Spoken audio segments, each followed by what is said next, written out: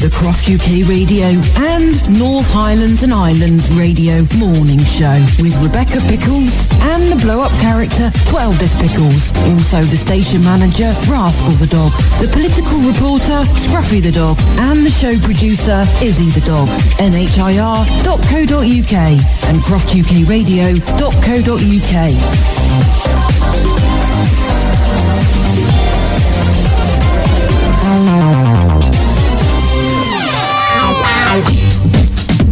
Good morning. We are here. Yes, it's Thursday, 21st of March. No, it's not. It's Wednesday, isn't it? I've already started. What a great start. Oh. I've already started and Well I've got the done. day Can you do wrong. that again? I know. I'm making a note of it that it's Wednesday today. Look on the bright side. You can stop in bed tomorrow and just replay the show now. You've already got tomorrow's show. I know, there is a meaning to my madness. Yes, alright, okay then. Yes, Twitter Pickles is here. He's a blow-up character and not real. No. Lives in the middle drawer because he's a blow-up character. Certainly do. Yes, and Twitter Pickles has 12 desks. Yes. Are you looking for a promotion of maybe getting more desks or... What, to a desk 13? No, let's not. No, let's not. Do you think I get enough luck as it is? Yes, it is also good morning to the station manager, Rascal the Dog. Yes, good morning, Rascal. Otherwise known as Cock of the North. Do you want to just say good morning, Rascal the Dog? Good morning, Rascal the Dog. Yeah, we've also got the black and grey thing with a beard. Right, hang on a minute. Whoa. Just recap a minute. Oh dear. Right. Tessa Kelly says good morning to all, said especially to Rascal, Cock of the North. Can you tell me where the Cock of the North name came from? Oh, yes we can. Yes. Right, let me think. Now, it was in Aboyne, in Aberdeenshire. Yes, it was good morning to the Cairngorm Lodges, by the way, Sarah Yes, and good morning, Mary. yes. Sarah and Carol. Mary? Sarah and Carol. You go to a different Cairngorm Lodge to what I go to. Yeah, and they got a plaque there in Aboyne opposite the Huntley Hotel. And on there is the life story Yes. of Cock of the North. Certainly is, yes. Yes, we will make it available on the website for you to read. Well, it's quite funny actually because they had a plaque there, didn't they? Now we were in Aberdeenshire when we had that 10 foot of snow. Yeah, and there was me. I said, right, I'll just nip out of the car because I want to take a photograph of the plaque of Cock of the North, which Yes, I did. yes. But it was covered in snow. Yes. And I didn't have my gloves. They're in the car, and I couldn't be bothered to go back to the car. So there I was with my camera, wiping off this snow on this plaque thing. Yes. With my hands, getting freezing cold, took a photo, turned round and I had an audience looking at me wondering what on earth I was doing. Correct. There was myself and God knows how many other people sat in the cars just staring, thinking, that was stupid, doesn't it? And I'm sort of sat there thinking, I wonder if I can sort of drive off without them seeing that you're going to get in this car. I know. I think people thought I might be about to nick it, actually, the way they were looking. But Well, that's because you had a screwdriver and a pair of pliers. I know. I certainly did. Yes, that was to open the snow gates on the roads. Yes. Right. Yes. Also, good morning to the black and grey thing with a beard. It's Scruffy the Dog. Oh, and she also says, doesn't matter. Yes. Carry on. Sister also says, and do you have, how much is that dog in the window? She's not thinking about selling the Cock of the North, is she? Listen, I'm Scruffy the Dog, black and grey with a beard. I do ballroom dancing. He does ballroom dancing. Yes, I do ballroom dancing. I'll be cooking another meal on the show later called Scruffles Truffles. Oh, lovely. Yeah, so we've also got the Jack Russell Izzy the Dog in here. Do you want to just say good morning, Izzy the Dog? Oh, good morning, I'm Izzy the Dog. Lovely, so they're all here then. Nice. Good morning to Power Hits as well, who are streaming us this morning, so thanks very much for that. Good morning to Aaron Wheeler. Good morning, Alan. Yes, and Andrew Tucker as well. Yeah. Right, okay then, we're going to be doing the news next. So before that, it's back to Desk 3 then. Todd Pickles. Okay then, let's start off with one of those little sort of easy things with Boney M and Rivers of Babylon. The news with Rebecca Pickles and the blow-up character 12 Desk Pickles on nhir.co.uk and croftukradio.co.uk.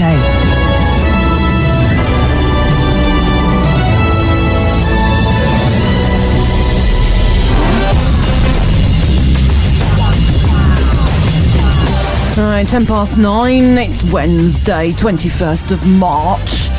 News. Would you like to start off with the news? Told us Pickles. Okay then. Do you go into these competitions like you get on advertised packs and things such as this? Such as what? Well, such as competitions. If you see a competition in the shop and let's say there's two brands of cornflakes, one you can win a car, one you can't win out. Would you buy the cornflakes because you could win the car? And if you could win the car and you bought the cornflakes, would you apply for the competition and expect to get a car if you won? I suppose the answer would be a yes, but it depends what type of car it is, really, doesn't it? Would it tell you what type of car it is you could win? Yes, and normally something like a brand new Mini or a brand new Vauxhall or something like that. So you wouldn't get a Jag or anything like that? Not unless you go to something like Car Magazine and then you might get a competition where you're keeping the Jag away, but no. Right. Well, apparently some firms... sorry, your mic was not up properly. Oh, that's all right. I do apologise. That's quite all right. I don't mind being in the background. Some firms only give out prizes if they receive an entry at an exact moment. Now, it's strange because it appears that the law governing competition and stuff has altered over the years when I used to be involved in a certain group that used to do things like this. Yes, right. One was with the group is if you were going to give something away, like say we decided to do a promotional event and we said, right, fine, we are going to give away... My mother. Your mother. Yes. Right? You had to physically have your mother here to give away. Oh, no, that might be a different story. Yeah. And whatever regardless what, if you say we're giving a car away, you had to have the car to give away. Right, yes. Apparently nowadays you don't have to do. Oh. But I do know you've still got to do that with money value. So if you say the first person who sends a text in saying googly googly gosh gosh and spells it correctly, we will give £1,000 to. You have to have the £1,000 there ready to send off. Oh. Whereas with competition prizes, apparently you don't. And you don't have to give them away either. Which is rather strange. It's a Money Mail investigation which has just gone on, and it can reveal that well-known brands such as the latest in McCain oven chips and Onken yogurt are using small print to actually withhold the competition prizes. What's the point of doing the competition if they're saying, oh, by the way, you might not get your prize, we can hold it? Well, you see, that's why I set the conversation off saying if you've got two lots of cornflakes, one box of cornflakes is giving a car away, one box of cornflakes is giving nothing away. Would you buy the one with the car on it? Right, I'm with you now. A lot of people will buy the one with a car on and have a go at the competition because they just might win a new car. You probably buy both boxes. Well, you probably would buy both boxes. Yes. And then we'd probably put them in the cupboard and throw them away in a couple of months' time. I probably would, yeah. But promotional things, it is literally a promotional gimmick. Yeah. And now many years ago, I can remember the Daily Mail, I think it was on the Daily Mirror, gave a house away. And it was splashed all over the front of the papers.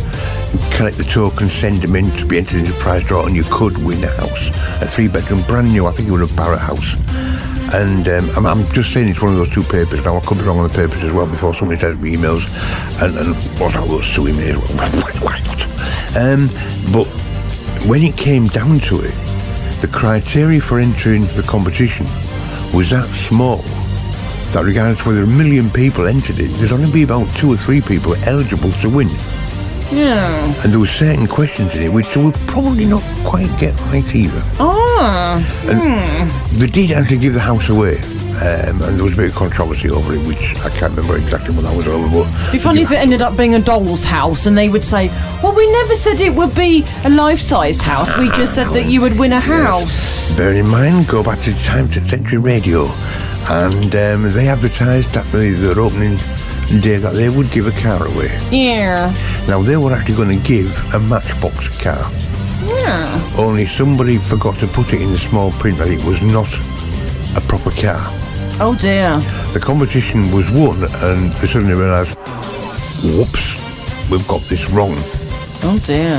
And they had to go out and get a car in order to give away the competition. See, this is where times have changed, because in the days then, you had to physically have it.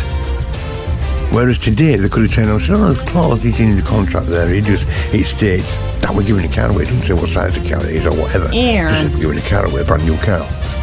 You know, but there was a lot of problems and controversy over that one as well. But what they're actually doing now is putting things in terms and contracts, such as every single promotional code on the product that you're applying for the competition has to be put on the form. Right, now you think about it, you pick a box of let's stick with the cereals, the cornflakes. You pick a box of cornflakes up with a competition thing on, it's got a promotion code.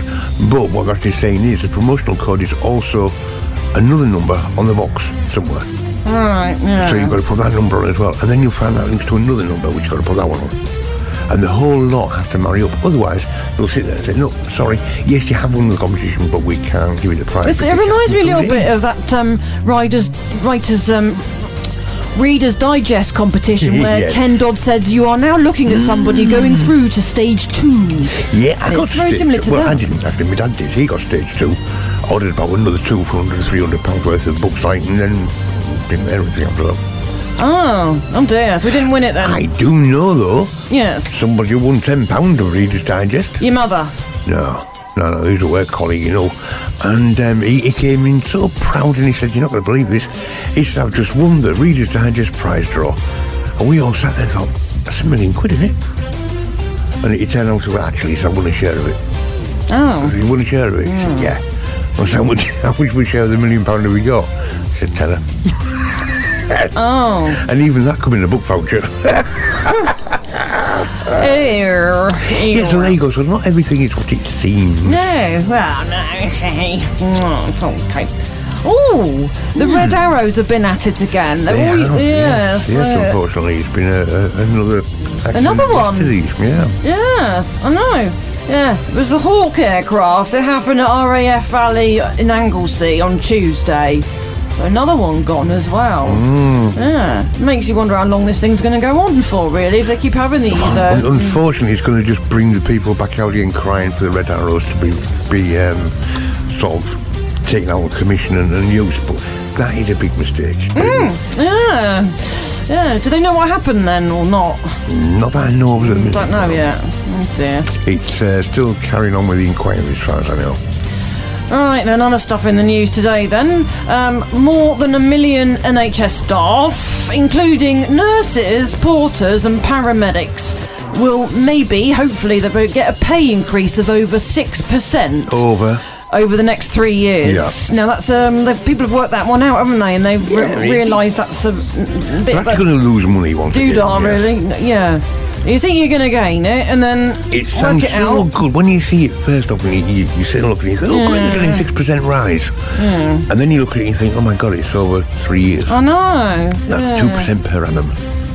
Rate of inflation is never below 2% at the moment, which means that they're losing money. It's 2.7% at the minute. It came down from 3.1. Yep, so they're already 0.7, providing they get 2% this year. And the figures that are going around is that they're only going to get 1% this year, 3% the following year, and 3% the year after that. Yes. It's like Jeremy Hunt's been out in a boot, I think it was yesterday, and he said, we're going to do something about elderly care. Yeah. And they've been talking about doing this now since about 2010, that they're going to cap the care costs. Well, Cameron wanted to bring this in, and it was, well, as far as I know, he actually brought it in and then took it out again. If I remember rightly, but oh dear. Weird. Right, well, Fartbook's in trouble. Yes. Yes, someone who created an app which got data from 50 million users says he's been made into a scapegoat. Yep. He says he completed the work for Cambridge Analytica in 2014. Yep. But he said he had no idea that the data would be used to benefit Donald Trump's campaign. Oh, well, that's all right then, isn't it? As long as Donald Trump got the best of it. Yeah, still on the NHS then, it could be facing an annual bill of more than £470 million to cope with emergency admissions for the terminally ill. Well, that's all right, because we're going to get this extra £350 million a week for the NHS, aren't we, when we leave MeU next March? Of course we are, yes. So that should cover it, shouldn't it? In fact, it will more than cover it. Of course it will, yes. Yes. Of course you can. It's going well, isn't it, that thing? So what did you say? Can your mum come on holiday? Of course you can. As I go silent. Yes. Panic. My mother's coming on holiday with us. I thought you wanted a holiday. I didn't know you wanted to torture yourself. Well, it's like be a bit of a change to have somebody else walk around all Well, you do realise if we do that, then you'll hardly see me on holiday. I'll hardly be there. Wouldn't you want to come live here?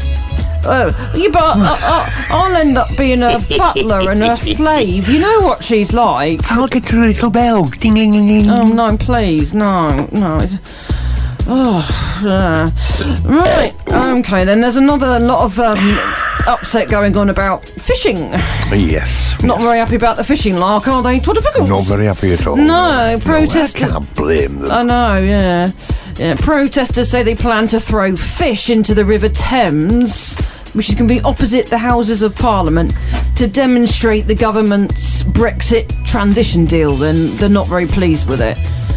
What about going one step further and instead of throwing fish into the River Thames, can't they throw, for example, Boris Johnson into the River Thames? Well, that'd be yeah. Probably too big a splash. You what, sorry? Probably too big a splash. And also, you're not allowed to put rubbish into the River Thames, are you? Well, you could have a list. I mean, really, Thomas Pickles, you're the expert for this. If you could throw somebody into the River Thames and make out they're a fish, who would you choose and why would you choose them, Thomas Pickles? Make out they're a fish. Oh, that's easy then, isn't it? Yeah. Well, we've got sturgeon, salmon, yes, ukip, yes, per. Yeah, there's quite a few. I want to know where Nicola Sturgeon is at the moment, because a lot of this is also affecting Scotland as well as the rest of the UK. Oh, and she's vanished. Yes, of course she has. She's like all the rest. I don't know where she's gone. She's got to be up to something, surely. She's just like all the rest. She'll want to change everything and this, that and the other. Sits there and does a quick speech about it, and then vanishes quickly. Waits for all the flag to die down. Goodbye and says, well, that's what I actually meant. Was I didn't want to change everything. I didn't need her. Well, maybe she's on holiday at the moment with Alex Salmond going, well... Trusha. Fishing. Yes, alright. The amount of plastic in the ocean is set to treble in a decade unless litter is curbed. Plastic's just one issue facing the world's seas, along with rising sea levels, warming oceans and pollution. It's not looking like this world's going to last a long more time, is it? Because you said you saw something in the papers that Theresa May is not going to be against pushing the red button on Russia. No, yes. You saw that somewhere, didn't you? Yes, it's in the... I know it's on Twitter quite a lot. And there's quite a few on Twitter about it. I'm not quite sure now. I think it's a Telegraph or somebody. Oh, dear. And they're sat there saying, yes, Theresa May said herself that she's prepared to press it. Oh. If you think about it, she will say that because this is, once again, trying to get back at Corbyn. Oh, I see, yeah. Yeah, you're right there. If you think about it, because they sort of sat there all the way through the last load saying, well, Corbyn won't press the button anyway, because nobody in the right mind is going to press the button. Wouldn't it be a laugh if Jeremy Corbyn got into number 10 and in the end it was him that pressed the button and it was him that destroyed the world? This is true, yeah. Yes. OK then, EU, a longer transition period after Brexit may be needed to guarantee continued security cooperation. The Commons Home Affairs Committee said the UK and EU should remain open to extending the transition phase after we leave. This is never going to end, is it really? It's not going to end It's going to go on for centuries. If it ends, it's not going to end good. Yes, right, okay. So I just want to discover that. Oh, right. Good morning to Russia again. They've been around. Russia. Oh no, hang on a minute. This is good news. This has made my day. They press the button? No, they haven't pressed the button. No. It looks like there is actually... Oh, this is funny. Outside number 10, right, you know when they do their speeches, like Prime Minister does, like David Cameron and Theresa May did? Well, you've got Nicola Sturgeon outside number 10 doing a speech. And if you look at it quickly, it looks like Nicola Sturgeon has nicked Theresa May's job. And she's now the Prime Minister. Yeah. It looks rather good, actually. It's quite nice. Oh, don't put that out on the radio, for heaven's sake. It will start a cult. Well, I do think perhaps that could be what's happening. Maybe that's why Nicola's gone quiet at the moment. Everybody's going to go around now and say they want Nicola Sturgeon as Prime Minister. Yes, I think she's planning her next move, and that's why she's a bit subdued right now. Why? Oh, I think I'm onto something there, you know. I do think that Nicola, the First Minister of Scotland, is up to something, shall we say. Yeah, Russia's criticised the Scottish government over its response to the Salisbury attack. The consulate in Edinburgh said the Scottish authorities had unequivocally supported a hostile standoff with Russia. So she is actually backing the UK's thing to kick him out, I think, really, is what it's actually saying. Pardon? Yes. Lovely. Right, okay then, anything else that you might have on desk one? Dr. Pickles! Well, we mentioned our Easter eggs not so long ago because Easter is coming pretty thick and fast. And if you remember, we said about the avocado-shaped Easter egg, which was Waitrose's gift to the nation sort of thing for Easter. Well, apparently the £8 egg has sold out. Oh, it's gone? Yes, it's sold out across the country after hordes of millennials rushed to snap it up. Yeah. The £8 treat is designed to look like half of the fruit with a Belgian dark chocolate shell, white chocolate middle with green colouring to look like flesh and an inner cocoa-dusted stone. Yeah. Apparently it was launched a month ago. Was it a month ago? So we were talking about Easter eggs. Oh, it must have been. But since it was announced and soon put be out, Christmas, won't it? yeah, it's flown off the shelves thanks to young buyers obsessed with the trendy food stuff. Oh, lovely. You know, well, avocado's become the in food, hasn't it, for the for the trendies. Seems that way, doesn't it? Oh, well, that's nice for it then. Okay. More aeroplanes are going to be flying through the islands of Scotland this summer. It's got rather busy. It's going to go to the Hebridean Islands from Glasgow. They're also doing one to China now as well. They're really trying to push it, aren't they? Go in a boot with different sort of things. Oh, this is lovely. I know we mentioned it the other day, but that's Polar Bear Club. Cub. Yay. Yeah. The UK's first one to be born in 25 years is now going to go out so people can see him from today. There is a photograph of him with a video, and he's lovely. He's beautiful. Yeah, I saw it on telly this morning. Yes. Right, it's so nice. Yeah, I know, yeah. Well, he was born at the Highland Wildlife Park near Kincraig. That's right, yes. Oh, isn't that lovely? I'll put it on Fartbook because it does. It looks really, really sweet. There's photographs of him here, and he's small and he's white and he's furry. Actually reminds me a bit of Cock of the North. Yeah. He's also got a bit of dirt on him as well where he's been swimming. So, yes, I'll stick that on there for you anyway. Yes. Right, okay then. Time is 27 minutes past 9. Dr. Pickles, would you like now to float back to Desk 3? Okay, let's have a little bit of Blondie and Heart of Glass. From the north of Scotland, this is Croft UK Radio and North Highlands and Islands Radio Morning Show with Rebecca Pickles, the blow-up character 12 Desk Pickles, the station manager Rascal the Dog, the political reporter Scruffy the Dog, and the show producer Izzy the Dog. Mondays to Fridays, 9 a.m. to 12 p.m. nhir.co.uk and clio.co.uk.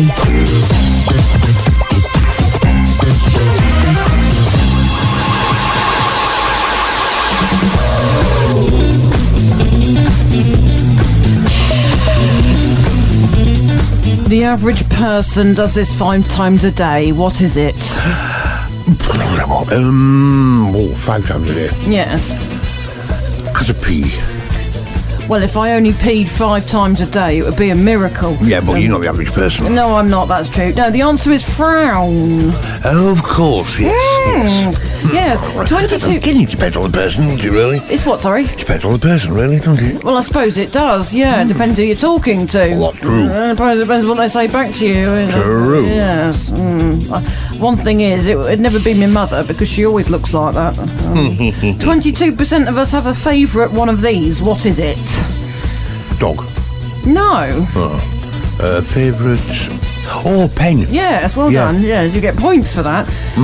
About a third of people say they owned one of these in the 1980s. What is it? It's the same every year, isn't it? It's a Walkman. Yes, it is. Well done. Yeah. Yes. Right. Did you know... I know everything. I know you do, yeah. Apart from this, go on. Yeah. Your brain is more active at night than it is during the day. Yeah, that's why they always say to you, take a notepad and pencil to bed with you. Because you tend to be active and you wake up and you think, I know what I should do with if you're decorating sort of thing or something like that, you think, oh, I know what I should do with that wall. And you've got it all in your mind and it's clear as a vision. Then you got to sleep and you get up in the morning and you go start decorating thinking, what was I going to do with this wall? Yeah. I can't remember. So the pen and paper by the side of the bed isn't if you suddenly get the urge to do an impression of Rolf Harris and start drawing cartoon characters. No. Right, okay then. Oh, never mind. I didn't know that, did I? No. Yeah. And your brain makes decisions seconds before you become aware of the fact that you've made a decision. That is also true, yes, yeah. I didn't know that either. Yeah. That reminds me a little bit of the fact that when you pop off, your hearing lasts for those few seconds after you've officially popped off. Apparently, unfortunately, I'm not quite sure whether that's true or not because there's no actual physical proof of it. Well, I've never done it, have you? No. Oh, well, newspapers. Oh. Yes, it's The Guardian going on about the allegations against Facebook. Playing a key role in Donald Trump moving house and getting into the one in Washington. The Eye's front page is going on about Fartbook as well. UK demands answers from Mark Zuckerberg.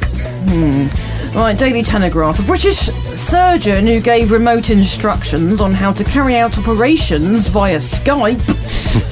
Oh, great laugh. Can you imagine that one? As it cuts down in the middle and starts jumping and going back and forward. I know. Imagine trying to do that in the north of Scotland. Oh, that'd be interesting, yes. God, I dread to think. Yeah, you'd probably go in there for some form of organ transplant and you'd come out with your brain removed because there's been too much buffering on Skype. Oh well, he did it anyway, but he believes his computer was targeted by hackers. Oh, that's nice, isn't it? Lovely. Yeah. Oh well, that's the moral of the story. Then before you have an operation done, make sure they're not going to be doing it through Skype. We're doing it through Fartbook next. Could you imagine that? Your operation live on Facebook. It'd be interesting though, wouldn't it? Oh, it would. I'd watch it. Oh, I would. I'd watch it while they're doing it as well. Yes, I would. Yeah, Daily I got told off when they did my stents. You got told off when they did your stents? Yeah, because I couldn't see the TV screen. Yeah. And I asked if they'd move it so I could see it. They said, well, would you rather see it or the surgeon? I said, yes, but you better see it first. Well, they could have brought another screen in. You could have done, yes. So you call it a cheese link or something, where both screens would look the same? Yes. Well, yeah. I don't see a reason why not. It would have kept you entertained, wouldn't it, whilst you were having it done? Yeah, 3 hours it took mine. 3 hours, was it? 3 hours to do mine, yeah. Oh, dear. Oh, well. Should have been 50 minutes or something. Wouldn't it have been awful? I mean, it could have actually been worse. Why did it take so long then if it's supposed to be 50 minutes? Problems, apparently.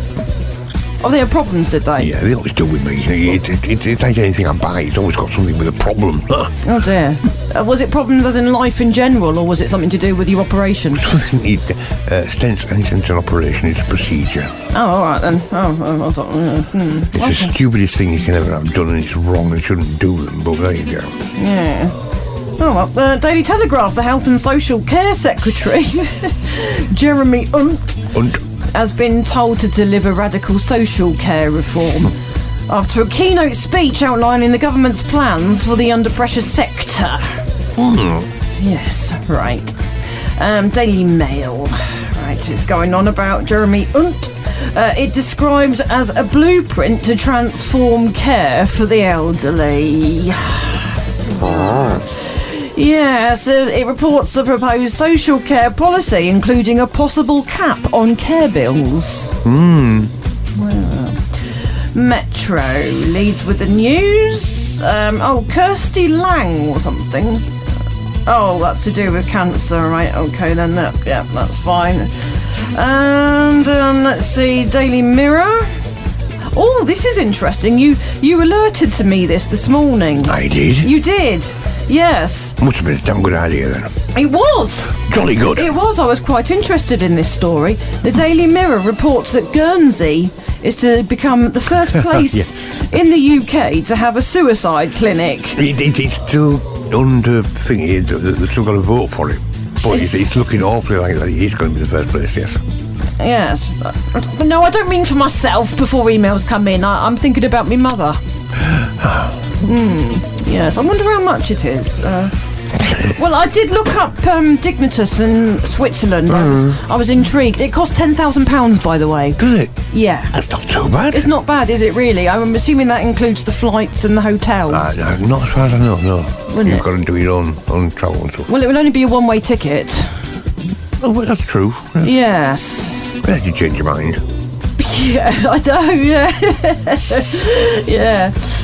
I'm only joking, by the way. I wouldn't really do it. Yes.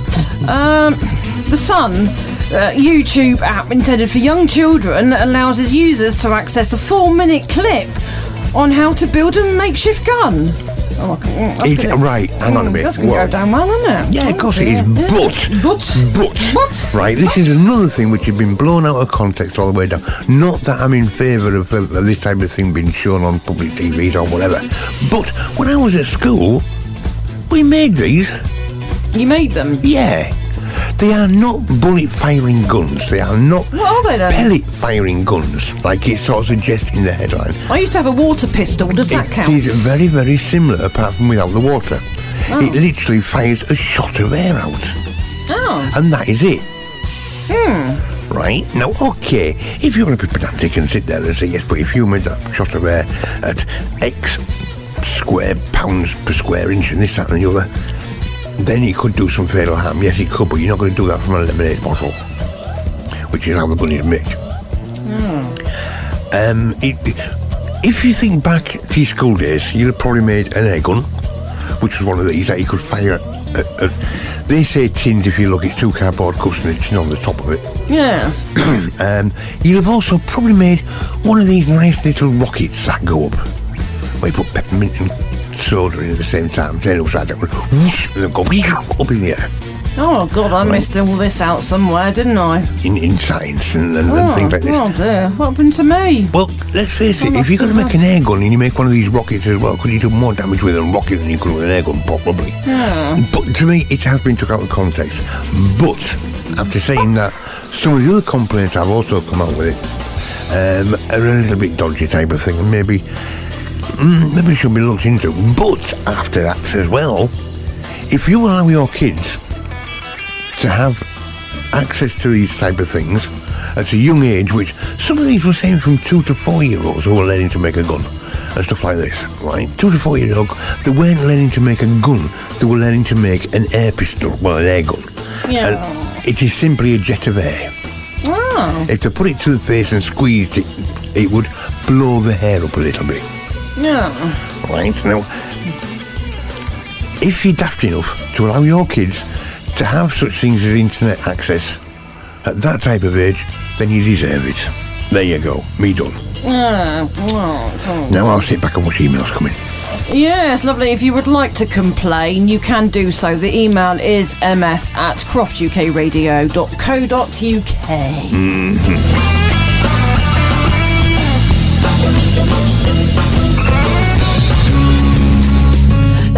Anything there you might have on desk 6? Dr. Pickles? Okay, then, right. Oh, no. People are saying that it is about What? time. 3. Rascal the dog's here, sorry. Others are also sat there saying that it's not only about time, but it's already been done and been Hey. dismissed. 1. Cock. Okay. Rascal language. What's been dismissed? It's already been done. What is it that you're... something you said has been dismissed and already been done? What's that then you on about? Dr. Pickles? It is a drug to slow spread of dementia Oh, dementia, and yes. Alzheimer's. Is this to do with beetroot? I don't think so. Oh, okay. I don't know. The thing is, it's now a matter of when and not if. Now, bearing in mind that all these e-drugs that you've got for Alzheimer's and dementia don't treat the disease, all they do is treat the symptoms. So you take tablets, to stop shaking with Alzheimer's, and you take other tablets to stop the brain from forgetting everything. But we've now got to the point where we've actually got cures in the pipeline. Now, the staggering amount is that there's actually 850,000 people suffering from dementia in the UK. 2/3 of them have also got Alzheimer's. Now, last year, it became Britain's #1 cause of death. Yes, I can carry on smoking now, it's healthy. Oh, well done. Overtaking cardiovascular disease, but no new Alzheimer's drug has been approved by the NHS since 2002. Now, apparently that is all about to change. Now, David Reynolds, Chief Scientific Officer at Alzheimer's Research UK, yesterday said, "Oh, Yorkshire, right now, there are 12 drugs in final stage of clinical trials, meaning the first life-changing treatment could be possible within 3 years. And we know that because of the sheer number of people with dementia, the health system could face significant financial and practical challenges to get a new treatment to people quickly. That's why we're launching a task force today to begin development creativity and collaborate solutions to these challenges." Oh, that's right. Yeah. Now, apparently treating dementia in the UK today costs £26 billion a year. 80% of that is taken up by social care and the cost of the economy of workers quitting jobs to care for relatives. But a report commissioned by Alzheimer's Research UK said effective treatment could cut that bill, although offering a vaccine to more than 29 million people, 50-year-olds would cost £9.4 billion a year. So they're actually saying then, if everyone at 50 had this vaccine, it could actually prevent them from getting this illness then when they get older? Yes. Oh, a bit like measles vaccine and mumps and doodahs and rabies. Yes. All right, that's interesting. Yes. They could completely eradicate it then. Well, it could do, yeah. Yeah, it's quite possible. Yeah. It would actually save, I mean, it's going to cost £9.4 billion a year to do this, but it would actually save £12.7 billion a year. So the figures are right, the stats are right, so why aren't we doing it? Don't know. No. Care over the cost and lose money? Oh, dear me. Oh, they would, wouldn't they? Yeah.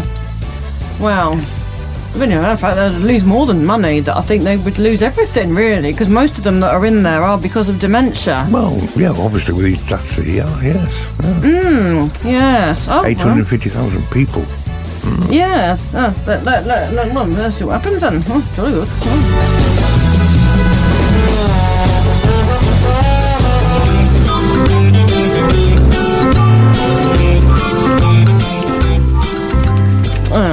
Well, we have one, don't we? In fact, we've had 3. We've had Scruffy the dog, black and grey with a beard. And we've also had a Cock of the North, white poodle, station manager, Rascal the dog. Yeah, that's me. And we've also got the Jack Russell. Is he the dog? Yeah, that's me. These are signs. Now, I think there's nothing wrong with this if you're in love with your pet. No. You're not? Yes. Oh, you are? Oh, jolly good. Yes. Right, here we go then. Your camera has photographs of your pet. I should think it would. We're going to wallpaper ours, aren't we? Definitely, yeah. Your social media profile picture is not of you, but your pet. Ah, yeah, I never thought of that. That's an interesting idea. A lot of people see that, actually. Yes. You've created a social media account just for your pet. I've never done that. I mean, I know when Rascal the dog was knocking around, he wanted his own Twitter account. Can you remember that? And we said no, he wasn't old enough. Yeah. Right, yes. Now, we've never, ever done this. I don't know if anybody else has. Given your pet weird nicknames. We've never done that, have we? Not at all. No, we would never do that. No, good God, no. No, I mean, Scruffy the dog ended up being called Flower Pot. You used to call him Twinkle Toes, which he didn't like. Yeah. Now, Rascal the dog, he called himself Cock of the North. He did, yes. It wasn't us. He saw it on that plaque in the boy and thought, that's for him. Yes, so he actually does that one. Yeah. Right. Your pet has their own wardrobe. You've skipped holidays For your pet? Well, I think that's quite a sensible thing to do, don't you? I do, yeah. You take your pet everywhere. Yes, we do that. Yes. We'll tick that box. We don't go anywhere without If you're going to have a pet, you take your pet with you. You don't leave it at home. No, exactly. What about, do you instantly dislike somebody who doesn't like your pet? Don't like them. Yeah, it would turn you against that person. Would you feel the same way? Because according to this, that's how... I think it would, wouldn't it? I think if you... All right, I can understand people that might be nervous of dogs or not dog lovers, fair enough, but, yeah. Roger Moore had a great line in Hijack, Nazi Hijack. Yeah. Right, when he met Margaret Thatcher, or supposedly Margaret Thatcher, but he wasn't Margaret Thatcher, it was somebody acting on behalf of Margaret Thatcher. And she said something about, but I understand that you have cats. And he turned around and said, yes, I do. He said, I love cats. And he said, I don't love or like anybody who doesn't. Yes. No, jolly good, and that's good. Your pet rules your house. No, it does. Oh, maybe, yeah. Yeah. Yes. You treat your pet like family. Well, should I say, really? I don't have anything wrong with that at all. So if you can do them, there's 10 there. If they're all there, then it's official. You're happy together. Yes. No, I think that's all right, don't you, Todd Pickles? Right, yes, anything there on desk 11, or do you just want to pack up and go to bed? Oh, well. You can pack up and go to bed, aren't you? I'm going to pack up and go to bed. I've just seen you put your pyjamas on. Yep. Oh, Yeah, 'cause I've done that one. you've done it. What, you put your pyjamas on already? No, done that. Oh, all right then. Yes. We've done that one. Oh dear, I've got them both here that we've done. Well then, if you're feeling miserable, did you know you tend to wear dark clothes? I always used to wear dark clothes. I used to have a black suit, black shirt and black tie. Which funeral was that for? It wasn't. That was my daily working with you. Oh, was I used it? to love it, yeah. Oh, that was nice. Yes. All right. It says that psychologically, though, when people are having a bad day or they feel a bit down, they tend to go for darker colours. If we're feeling happy and positive about life, yellow is the colour that people choose for happiness. No chance, not with all the bees around. And wasps. Yes, that's true. I know. That'd make you really happy, wouldn't it? You'd come back in looking like a strawberry. Yes. Oh, well, red clothes means that you're confident. Right, now then. Here it is. What colours say about your mood? Black. Yeah. Anger or stress? Or you're fat? Oh, there we go then. You know what that is, don't you? Because people will sit there and say, if you're a little bit overweight and this and the other, don't wear white because it makes it twice as bad. Always wear black because it slims you down. Ew. Right, red means It's dominant. You want to move forward and be a masterful one. Yes, well done. Yes. Yellow. Happy. Happy. People that wear blue usually means that they're calm and relaxed. Yes. So that's me then. Yes, because blue is associated with coolness and cold. Yes. Nice. Yes. White means you're slim and you're suntan. Yes, and you're confident enough to wear white. Also, yes, because you're showing off your suntan because you're brown. Yeah. Well, you might be brown because of suntan. You could be brown for other reasons. Well, you could be, yeah. Especially if you had Izzy the dog jumping on you in the car all day. Grey. If you wear grey, it means you're tired. When I think of people that wear grey, I always think of the John Major spitting image puppet. Yeah. All right, a job interview, if you wear red, it means you're confident. That's correct. Green, you're intelligent but quiet. Correct. Blue, intelligent and trustworthy. Yellow means you're joyful.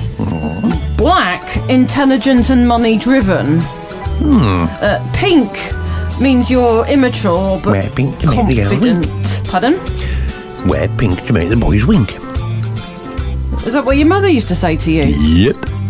Oh dear. Was your mother on medication at the time? No.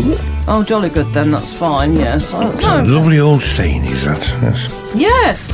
Yes, nice. All right then, this is what you associate colours with then, right? Red is passion or fire, danger is another one, or you could also say the Labour Party. Yellow is summer, sunshine and happiness. Blue, sky, sea, and the Conservative Party. Green is nature. and vegetables, as my mother would say. So that's what those colours mean. Lovely.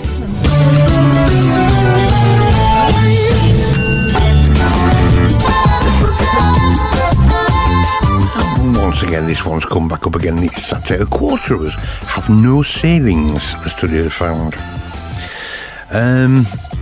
The thing is, I mean, I've just been looking this one up in the on the press as well. Last year, I think it was, they were saying that if you received a bill for £100 or £200, majority of us couldn't afford to pay it. Yeah. This year, apparently, it's 50 quid. Oh dear. Which just shows you how much inflation has actually bitten into most people and there's lots of savings. Now,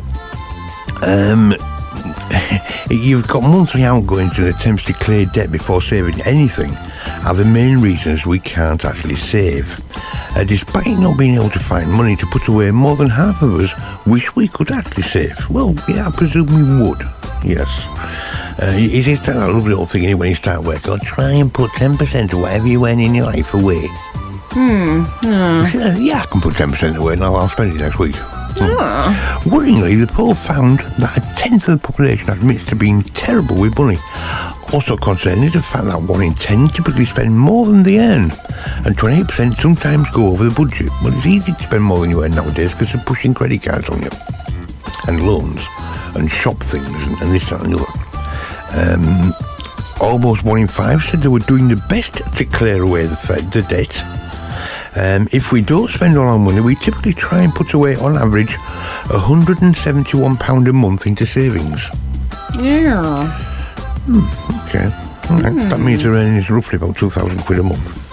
You're earning what? 2,000 quid a month? Oh, you're earning it as an income. Oh, okay, then yes, I'm with you. When asked where they keep their savings, more than 1 in the Brits admit to holding their cash in a piggy bank at home. But over 2/3 said they're prepared to save money in a savings account. It's not a lot of difference, really, if you think about it. You keep your money under the old proverbial mattress, or you put it into the bank. You haven't really lost anything. Before, you used to lose money by doing that because the interest rates were pretty good. Nowadays, there is no interest rate, so therefore there's no point in putting money in the bank, apart from just to give them a bit more money, make them a bit more richer. Yeah. What do we mainly save for? Well, in a poll that was asked, number 1 came out as a rainy day. Oh, God, you spend a lot of money up here, wouldn't you? You certainly would, yeah. An holiday. Retirement. There's no point in saving for your retirement. You might as well spend it. Life's little luxuries. What is life's little luxuries nowadays? Oh, well, whatever turns you on, really, I suppose. I would have thought it was already covered by a holiday and stuff like that. Home improvements and repairs to your home. A car. A house deposit. Paying off debts. Period of unemployment of low income. And number 10 on the list is a child's university fund.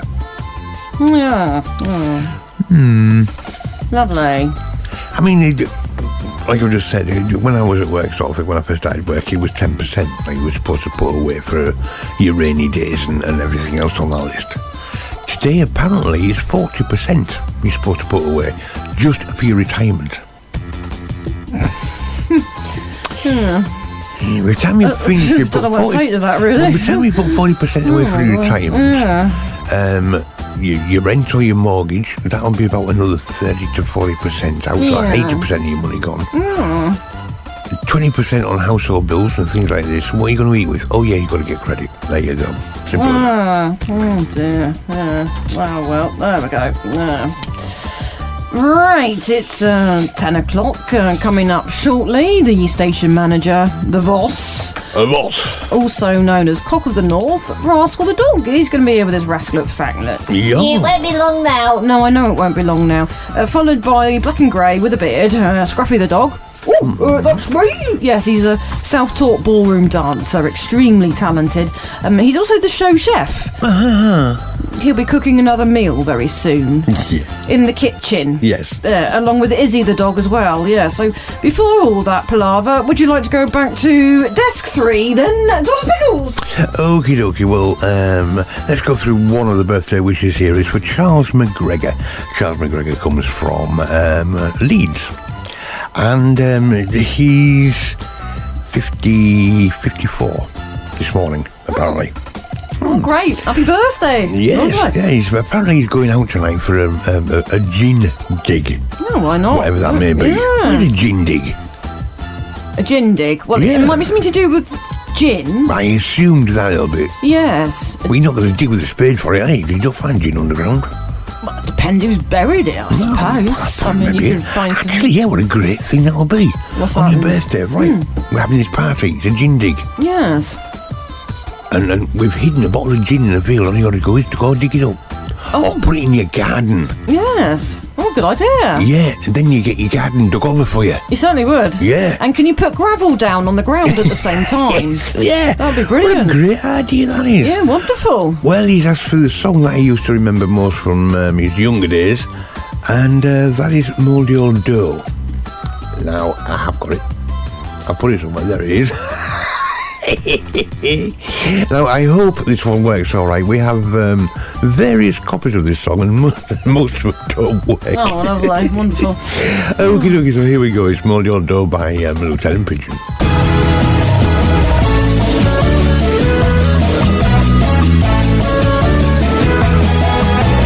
Please welcome, live on the Croft UK Radio and North Highlands and Islands Radio Morning Show, the station manager and the boss, Rascal the Dog, otherwise known as Cock of the North, Scruffy the Dog, who's the chef and the show reporter, and Izzy the Dog, the show producer and scientist.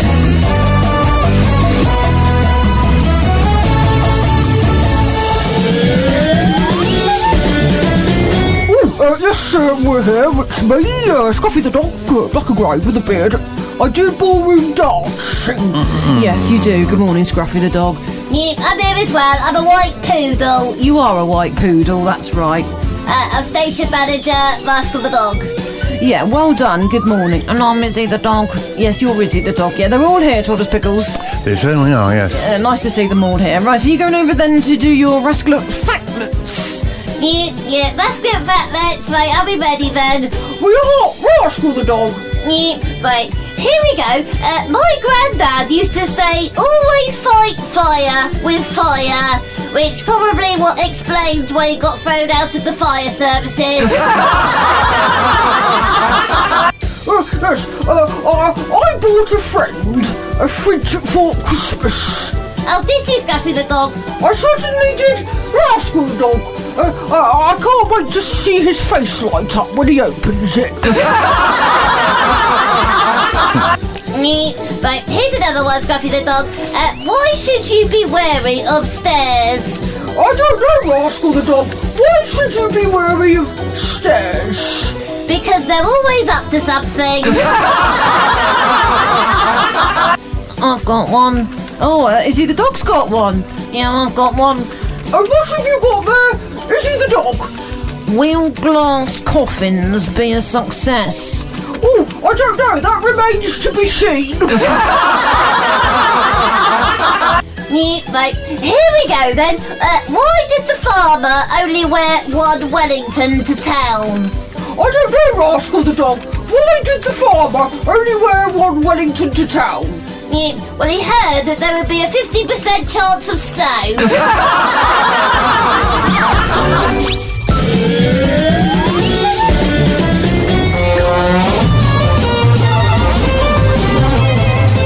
Yes, I'm now on the Christmas countdown clock. Are you on the Christmas countdown clock? Yes, I'm on the Christmas countdown clock. Where are you, Scruffy the Dog? I'm on the Christmas countdown clock. Rascal the Dog. Over to Scruffy the Dog then.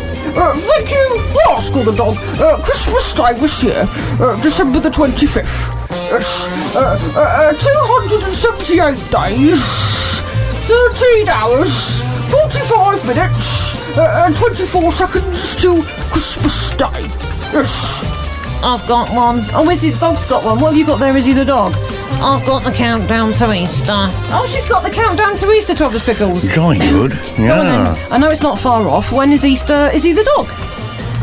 Easter is Sunday the 1st of April. 10 days, 13 hours, 45 minutes and 1 second till Easter Day. Also this Saturday the clocks go forward. They do go forward, yeah. Thank you very much for that one. Izzy the dog. Yeah, I've got one as well. Oh, God. It's Cock of the North. What have you got there, then, Rascal the dog? I've got the countdown to Brexit. March the 29th, 2019. 373 days, 12 hours, 44 minutes, and 27 seconds till Brexit.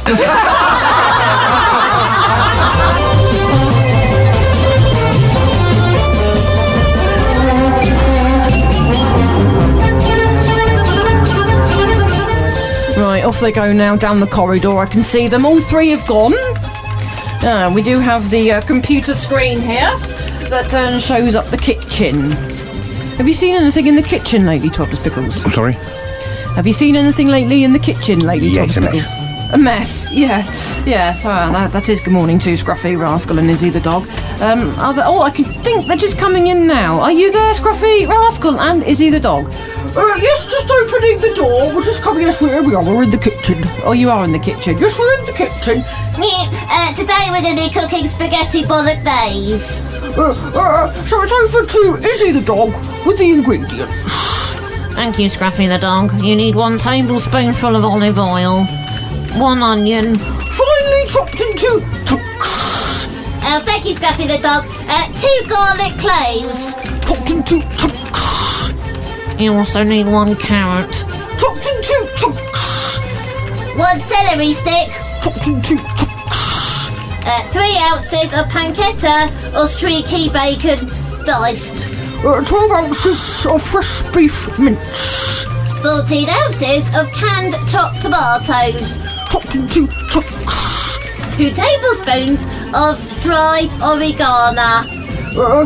4 ounces of red wine. Red wine? Have you ever put red wine in spaghetti bolognese, Toddler's Pickles? Yes. Yeah. Oh, okay. 2 tablespoonfuls of tomato puree.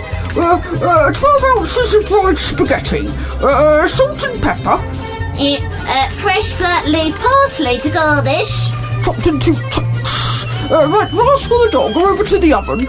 I'm at the oven, Scruffy the dog. Heat the oil in a large frying pan. Add the onion and cook for 3 minutes. Add the garlic, carrot, celery and pancetta. Add that for 3 minutes or until it's beginning to go brown. Thank you, Rascal the dog. Add the beef and cook over a high heat for another 3 minutes or until all the meat is brown. What's next, Rascal the dog? Oh, Scruffy the dog, now you stir in the tomatoes, oregano and red wine. Bring it to the boil. What's next, Scruffy the dog? Oh, Rascal the dog, reduce the heat and leave to simmer for about 45 minutes. What's next, Izzy the dog? Stir in the tomato puree and season to taste with salt and pepper. Bring a large, heavy base saucepan of light salted water to the boil. Add the spaghetti, bring back to the boil and cook for 10 minutes. Yes, then drain it. Yes. Transfer the spaghetti to a serving plate. Pour over the bolognese sauce. Toss. To mix well. Garnish with parsley and serve it hot. And there you have your spaghetti bolognese. Oh, lovely. Well done. Thank you very much to the both of them. Toddler's Pickles, do you realise I spend about, I would say, a good 3/4 of the day cleaning, doing dirty dishes out of the sink? Yeah. Because they never, ever bother. I know, I do though, don't I? Oh, you do? Yeah. Yes, you're very good. I mean, we used to have a white sink. But, Scruffy the dog, what colour is our sink now? Black and grey with a beard. Anyway, we're back tomorrow, aren't we? Rascal the dog. We're back tomorrow, Scruffy the dog. And I'm back later, Izzy the dog. Yes, so for now, it's goodbye everybody. Oh, goodbye. Croft UK Radio. UK Radio.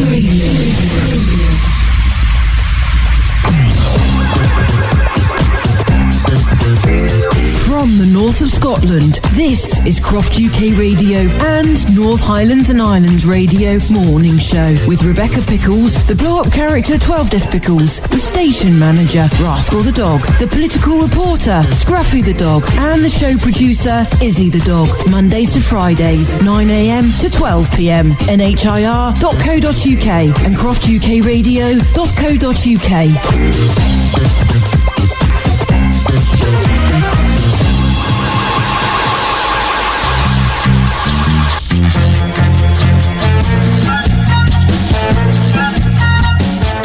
Yes, if you would like a hello, then do let us know. Our email is also ms@croftukradio.co.uk. Good morning to Ridian Morgan, who's opened a boat on Twitter this morning. Yeah, good morning, good morning, yes, good morning. Morning to you. Listen, other ones, Andrew Tucker, good morning. Kelvin Lynch. He was in the studio yesterday morning. He's done another song. He was the one that he kindly sent us, Yeah, That's Me, which we enjoyed that song. Oh, that one, yeah, it was good. The video was good as well. It's on YouTube. He's done another one. Really? Yeah, it's called Shared Each Other's Time. Oh, jolly good. He said he'll might send that over a little bit later on, so we can play that one lovely. maybe tomorrow. Yeah. So that would be nice. Morning also to Geraldine Pointing in Spain. Peter Haynes as well. Good morning to you. Bevis Teresa is also there. Hello. Lisa and Francoise in Bournemouth, regular listeners. Good morning. Thank you for taking my mother her box of tissues. And, I bet you. Yeah, she needed tissues and crisps again, so Lisa very kindly, Lisa and Francoise kindly did that for me. Sainsbury's crisps. Plain ones. I know, yes, it's the plain basic Sainsbury's crisps is the one she always asks for. So they kindly did that. Thanks very much. Morning to Mary and Paul as well, who's also listening this morning. Yeah. And any on your side? Yeah, I've got quite a few actually, if I get round to sorting them out here. Right, we have Lynn Takias. It says good morning, and she rather likes the photo that we put on Facebook this morning. What? Which one? Not of me, is it? No, the one of pork. Pardon? Pork. Pork? Yeah. Oh, I know. Yes, Yes. I don't know the one you mean. Yes, it's well done. Yeah, she says, funnily enough, my husband asked for something different for tea as well. She said, maybe, just maybe, I might be able to find some of these.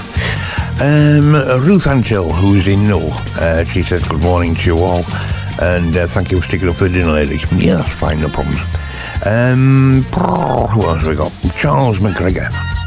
Now then, Charles McGregor is, I already mentioned him. Yeah, it's his birthday today. Happy birthday. Yeah, happy birthday, Charles. He says, good morning. Yeah. Oh, sorry, I have to reply from him. He says, thank you very much for playing the Mouldy Old O. He says, I'm quite surprised that you actually have it. Oh, we had it all right. It's a bit old now, though, isn't it? It is slightly, yes. Right. Tracy Smith sends a love as well. She says, thanks for asking about my dad. He's doing fine. We'll talk to you later. Yeah, also so that's all the best talents, thank you. What's the moment in James Cook Hospital? Oh, actually, I'm not quite sure he's in James Cook Hospital or at home now. Apparently he's a little bit like me, and he told him he was going home, and he went home. But then Tracy says later on that he's back in hospital, but I don't know whether that was just for a check-up today or not. But apparently sometime today we're due back in there again, so... Yeah, if it's anything like me, you'll probably have some rather weird chest pains today if you just had stents, because I did as well. It just feels like somebody's thumped you in the chest. Oh, dear. Right, Shirley Webley also says good morning. Pervez Khan says good morning. He's from Middlesbrough. He says good morning. He says, well, don't forget the quiz correct. Gosh, I did get it correct most morning. Sorry, what quiz does that remind me? Which one's that? It was one with CVFM. No, look, CVF. Yeah, we used to work at CVFM. I did, yes. But what's that to do with this quiz that you're just talking about? Well, I'm I confused. do it every morning. What's I this? do it most mornings. CVFM presenter normally puts out in the morning as the brain teaser, and this morning's was what has 4 teeth, a tail, but no arms and legs. 12 Des Pickles. No, it's dead easy when you think about it. You see, this is where I think these logical and lateral quizzes come in very sort of into play, when you start thinking laterally and then go logical again. All right, so what would have teeth and a tail? George! No, it's a fork. Oh, a fork? Mm-hmm. Is that the Ronnie Corbett joke, Four Candles? Yeah, technically, yes. Oh, yeah. So Yeah. who's the name of the presenter that puts it out, or is it not to hand at the moment? It's just down as CBFM. Oh, right, no, that's fine. I was just going to say hello, that was all, yeah. Oh, great, yeah, good, jolly good. It is good morning to CVFM in Middlesbrough. Yes, myself and 12 Pickles worked there many years ago. Oh, we did, yes. Held together with chewing gum. Right. Bless him. It was a brilliant time, actually, with that. All right, I've lost where I was now. I've lost my list. Oh, no. I need a list. Ooh. Robin Manser, he's in County Durham, and he says, good morning to you all, great show as per usual, keeping me awake. Is that good or bad? Well, I've had somebody say to me they listen to the show in the evenings, and I said yes. Is that to help you go to sleep? And they said yes, it was actually. It works better than the sleeping pills. Oh, well, that's fine then, as long as it does the job. Then, yeah, lovely. Can I just also say hello to Win? Oh yes. Yes. I was getting round to Win. Oh, sorry. But, you're right. You do. I beg your pardon. You do carry on with Take your garden. Yeah, you do win. Go on. Yes. You do win. Yeah. Ron and Ian in Washington, and Win as well, who's in hospital. She's in the Elizabeth Hospital in Gateshead. That's where she is she? Yeah. Right. They're keeping her for observation, otherwise, as far as we know, she's fine. Good. Yeah, she's 101, so she's doing really well. Yeah. So there we go then. Yes, thank you very much for that. That's dodgy, isn't it? Room 101. Well, it could be worse. She could have been age 666, and that would have been a bit odd. Especially if it's turned upside down, she's in the ambulance. Then my mother would want to get to know her. Yeah. No, all the best, Win. Hope you're getting on well.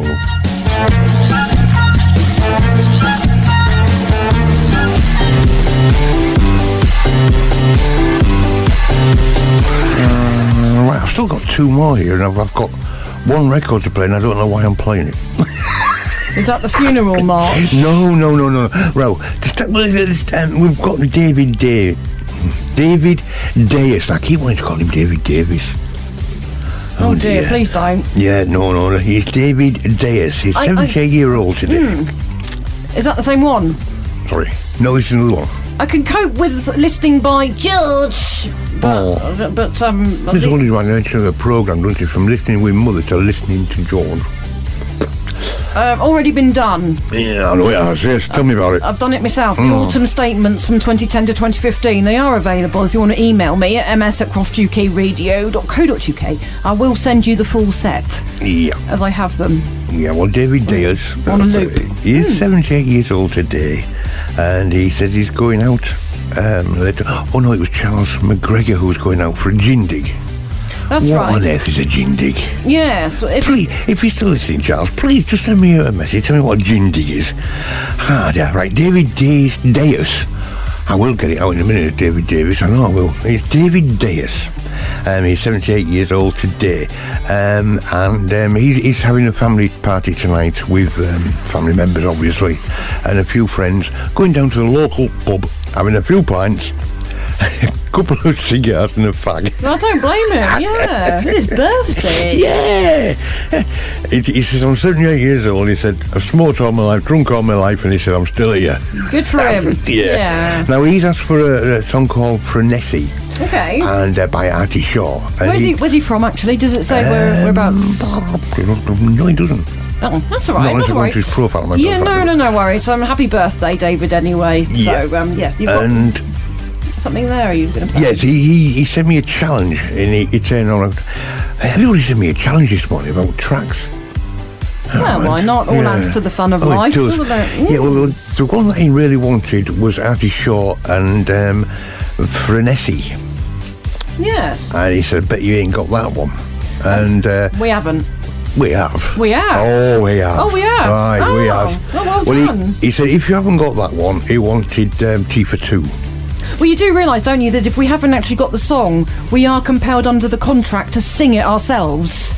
So technically we do have the song. Well, actually, I'll let you sing it then, because it's an instrumental. Well, that's all right. I'll just get the organ out. It's in the dining room.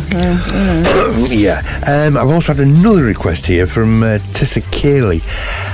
And she says, I wonder if you happen to have the Beverly Sisters singing How Much Is That Doggy? Well, okay, defeated. No, we haven't. Oh, no, that means I've got to sing it. Yes. Oh, dear. Yep, we ain't got that one. No. We do have the How Much Your Dog in the Window, but it's by Patty Page.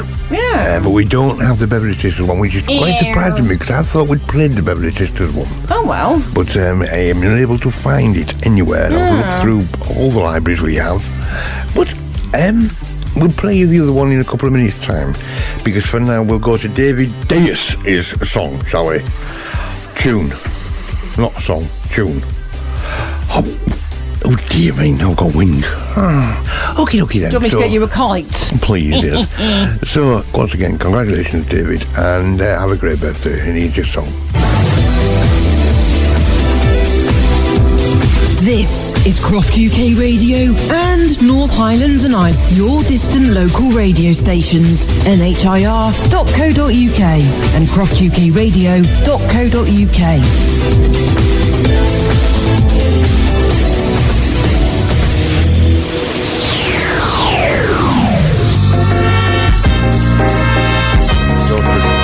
Yeah, good morning. It's 10:53. I'm Rebecca Pickles. The blow-up character 12 Pickles is here as well. The station manager, otherwise known as Cock of the North, the white poodle, Rascal the dog. He's around this morning. Yeah, I'm still here. Yes, I know you are. And also black and grey with a beard, Scruffy the dog. He's here. Woo, whoosh. And the Jack Russell, Izzy the dog. And good morning, I'm Izzy the dog. Is here as well. Yes, nice. Right, okay. I find this odd. You find anything what? I find what? I find everything odd. I was just going to say you find everything odd, and then realised what I just said now. I meant, what have you found odd? I know what I meant. Don't worry, I'm reading three things at once here and listening. Oh, you're quite all right. Ah, dear. Oh, when you go... Men cannot multitask. Everybody knows that. Right. Well... Sit down. Focus. Here. Done it. What, Right. A Ford Focus. Don't transgress me anymore, because otherwise I'll go completely off cock. Oh, fair enough then. Right, you know when you go to church and then the hat goes round? Yes. Well, I can't work out how this is going to quite work. Oh, I know what you're going to say now. But I don't understand. Contactless card readers are going to be in the hat. Yeah. So you get your bank card out and you do it that way. It could be cheaper though when we go to church, innit? It's pardon? It could be cheaper when we go to church. Because we haven't got a contactless No, because card. it's not turned on, but we've got a contactless card. Oh, yeah. So when they come round with the plate now, instead of having to delve into the wallet and find money, I can just put the card up and go beep, and put it back again. Oh, a little bit like Lidl's. Yeah. Yes, you I'll could. try that in Lidl's. No, it doesn't go through the till either. Oh, well, never mind. Did you know it was Ralph that invented the self-service tills? Was it? Yeah. It's the do-it-myself man. Yes, good morning to Ralph in tongue. Yes, I only jest. He's absolutely lovely. Yeah, he is.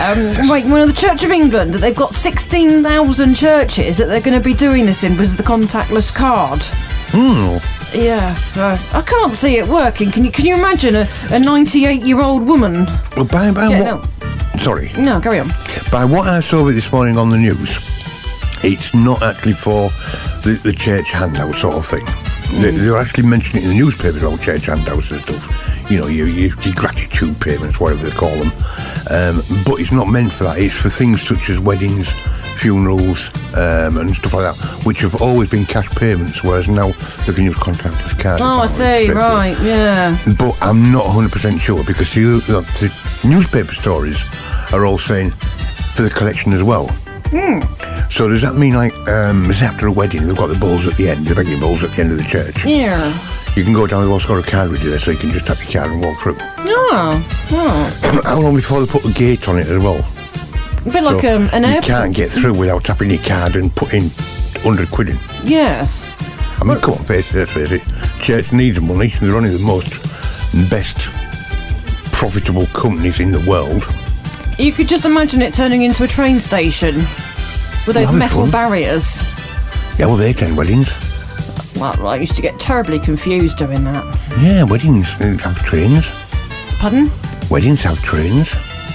Weddings have trains. Yeah. Yes, they do. Yes, because they have very strong women who carry them on their head. They certainly do, yeah. Well done then. Yeah, nice. Yeah. Right, you got something there on desk 2. Yeah. Oh, God, I did have. Oh, is it gone? Oh. It's vanished. Has it vanished? Yeah, well, just before I read this out,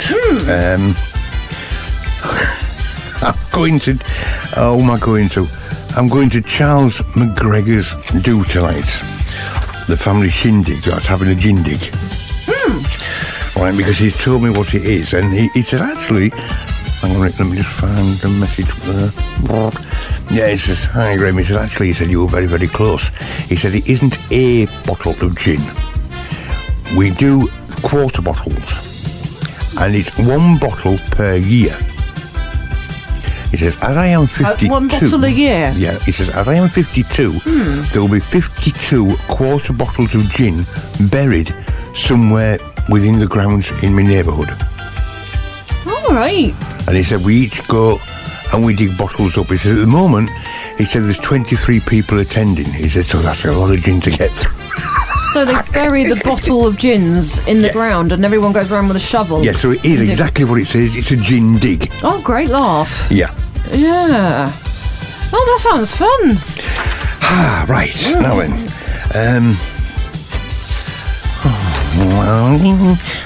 Go You sound like you're having problems, 12 Pickles. Right, are you fed up with the terrible weather?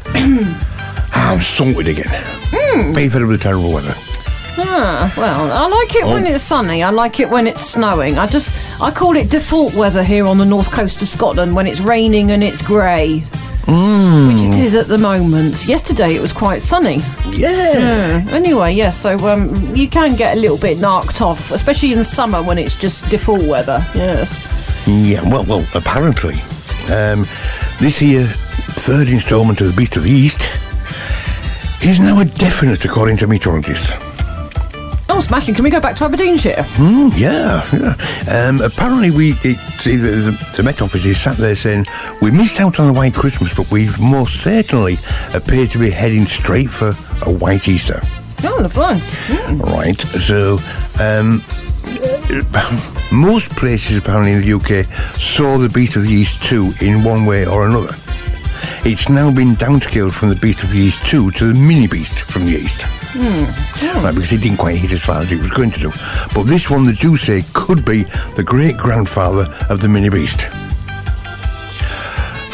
They're certainly making names up for this one. It's as bad as Brexit. It is bad, yes. Are they saying then it's going to be worse than the one we had right at the beginning of March? No, it's going to be worse than the Beast from the East 2. Oh, God.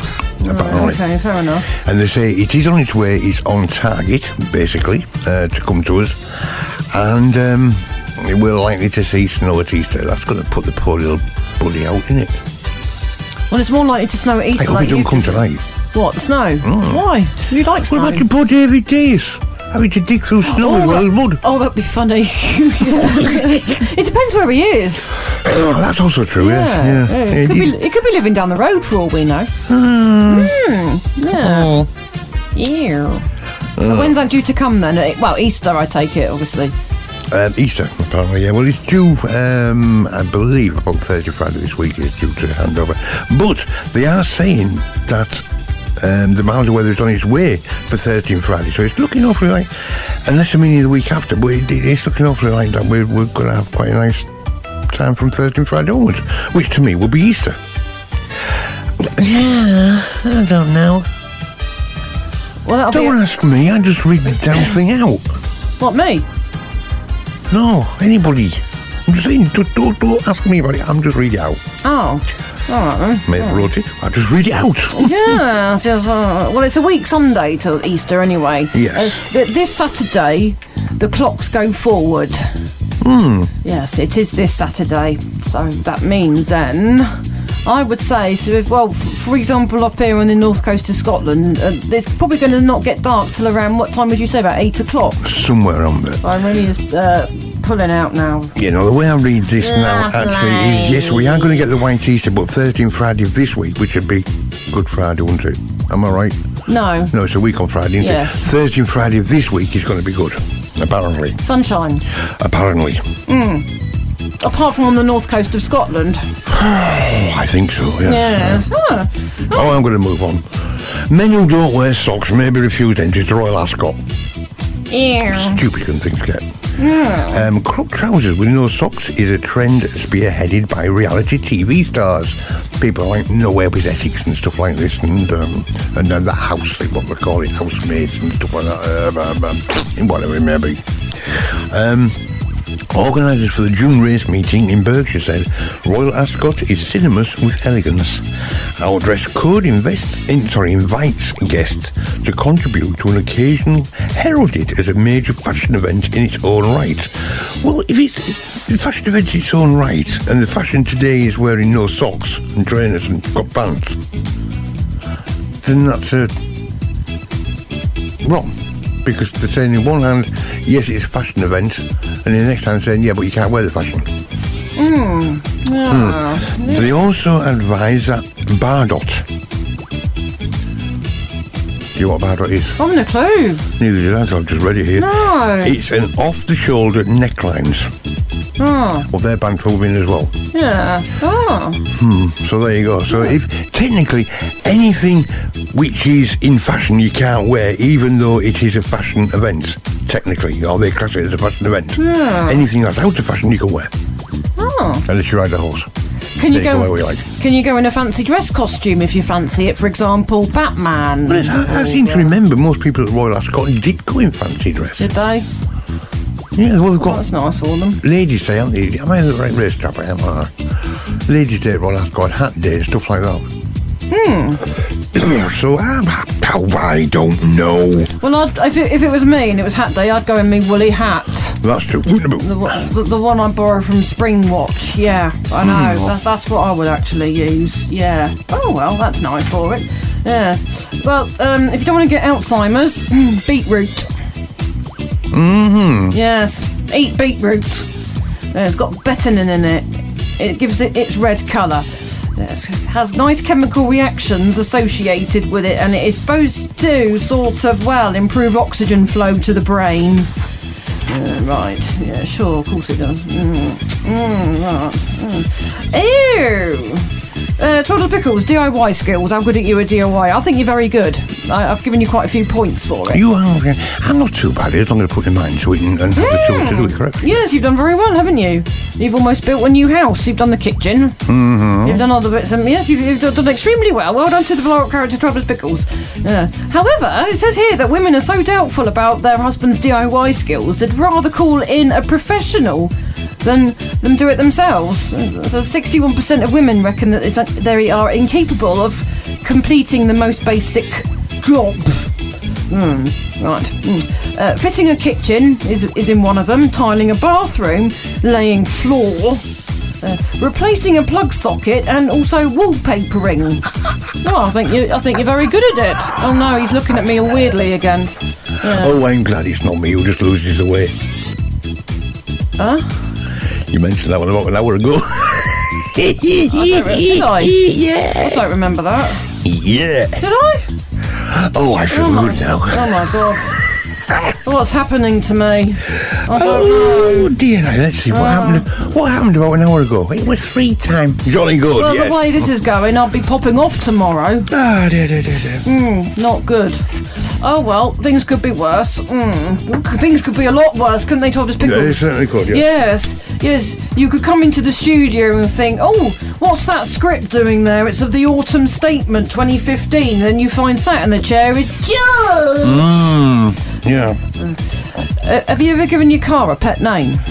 Yes. Yes, go on then. My very first car was an Austin 1100. It was white. George! And no, it certainly wasn't. It was called Herbie. Oh, lovely. After the VW Beetle, of course, but it wasn't a VW Beetle, it was an Austin 1100. Yeah. And I give it the name Herbie because it used to have a mind of its own. Oh, nice. Yes. Our Land Rover is called Desmond, which was certainly is, yes. passed over from the previous owners, wasn't it? Yeah. Majority of car owners do give names to their cars. So they should. I think it's quite nice, don't you? I do, yes. George! No? No. No, all right. Betsy, Daisy, Beast is some of the names. Fifi, Minty, Sylvia, Pearl, Ava and Ruby is some of the other ones as well. Right. Oh, Scooby, that gets called. Beano, that's another one sometimes we call it as well. Right. So that's nice for them, isn't it? Yeah, it's jolly good. Yes. By the age of 30, we finally know who we are and we feel comfortable with each other. But our sense of identity starts to fade again at 59. I don't know where they've got that from, but they have. 34 years old is the age that we worry the least about what other people think of us. That's nice. Biggest fears about getting old: losing your memories, feeling isolated and forgotten. 60% of us are worried that we'll have to move into a care home one day. I think it's more than 60%, don't you? Oh my God! Oh, no, thank you. Three of us, with 3 of us quarters. What? Well, it's just saying that you're worried if you move into a care home that you're not going to like it, which is totally understandable, and you're going to feel isolated. That is more or less what it's saying, but I think that would make perfect normal thinking, really, in my opinion, wouldn't it? Certainly would, yes. Yeah, I mean, other than my mother, it's not somewhere that you would choose to go, is it? So there we go, yeah.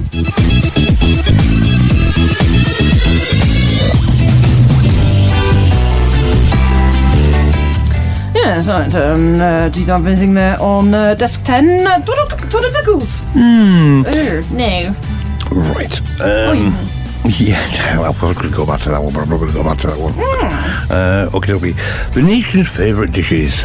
We've all got a favourite dish that we like, whether it be scrambled egg on toast or whether it be some far-out sort of dish that nobody's ever heard of but looks really good on a plate.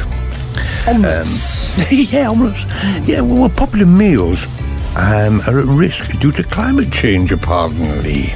Brexit! No, climate change. Oh, right, yeah. Environmentalists are warning that climate change is actually going to affect our favourite meals. Now, warmer seas could see populations of cod replaced by other species, leading to an anchovies and chips supper by the middle of the century. How can you have an anchovy and chips? Have they seen the size of anchovies? Anchovies are... I suppose if you got some chippies, that's about the size of the fish when it comes out. But they're little things. They stick in a jar and they taste really fishy and salty. Yes. Oh, yeah, I know what you mean. Yes, yeah. No, I don't like them, no. I know the ones you mean now. Yeah. Also, chicken could suffer from even worse welfare problems as the world's temperature increases. Poultry may have to be fed on alternatives, such as algae and insects, if soy production is hit by higher temperature, ending the era of cheap chickens. Well, the Americans are sorting that out because they're sticking on steroids.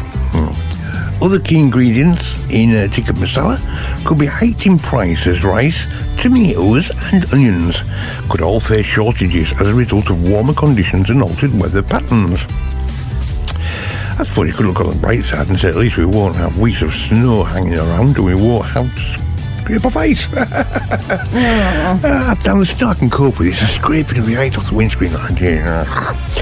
In a report published ahead of the Earth Hour, a worldwide environmental event this weekend, the World Wildlife Fund warned other dishes such as cheese, ploughman's and lamb and caul, Welsh lamb stew could also be under threat by 2050. So, eat plenty of it now because you ain't got long left to eat it. No, but well, can't, if that's the case though, but can't you bring it in from somewhere else? Does it have to stop completely? If it changes as much as it does? No, you can get it from other places. I mean, unfortunately, we import most of our meats and stuff anyway now because we've got rid of all our industries in places like that. But I think personally, if you think, I mean in the UK, can you really see something which doesn't even exist affecting sort of wildlife and stuff like that? Yeah. How ridiculous can one get? Yeah, well, yeah, I suppose so, really. Yeah. Ew. Oh, well. That's like saying, isn't it, that when we lose gravity because the polars are going to go north and south, yes, it'll stop Brexit. You know, it's all sorts of things, isn't it, really? Yes, all right, okay, then. Right, favourite job. Top 10 have come out. What people would leave their job for to do. There's 10 here. Right, in number 10, what would you say? What if you were doing something, you thought, I'd like to do something else, what was it that you would like to do? What, as in work-wise or...? Yes, apart from pop off, yes. I mean work-wise. I don't know, really. I'm quite happy with what I'm doing. Yes, I know, yes. Well, 10 is farming, pottery... What do you farm? Yeah. Yeah, I like all the sheep. The only problem is I'd have to be an arable farmer. No, I'm with you. No, I would have the sheep as friends because we got to the point where we knew the sheep so well, especially when we're in the Isle of Skye. You could actually recognise them by their faces. They started to become distinguishable, didn't they? This is true. White body, black head. They were lovely. Yeah, beer brewing. Becoming an artist, landscape gardening, jewellery design, become a chef or a baker, interior design, musician, or go into photography. Some of the top 10 things that people would like to do if they haven't got it at the moment. That's just one of the things that have come out today. Hi, lovely. Right, yeah, the time is 12 minutes past 11. Twitter Pickles, would you like now to float back to desk 3? Yeah, sure. Let's have a little bit of Summer Nights from John Travolta and Olivia Newton-John.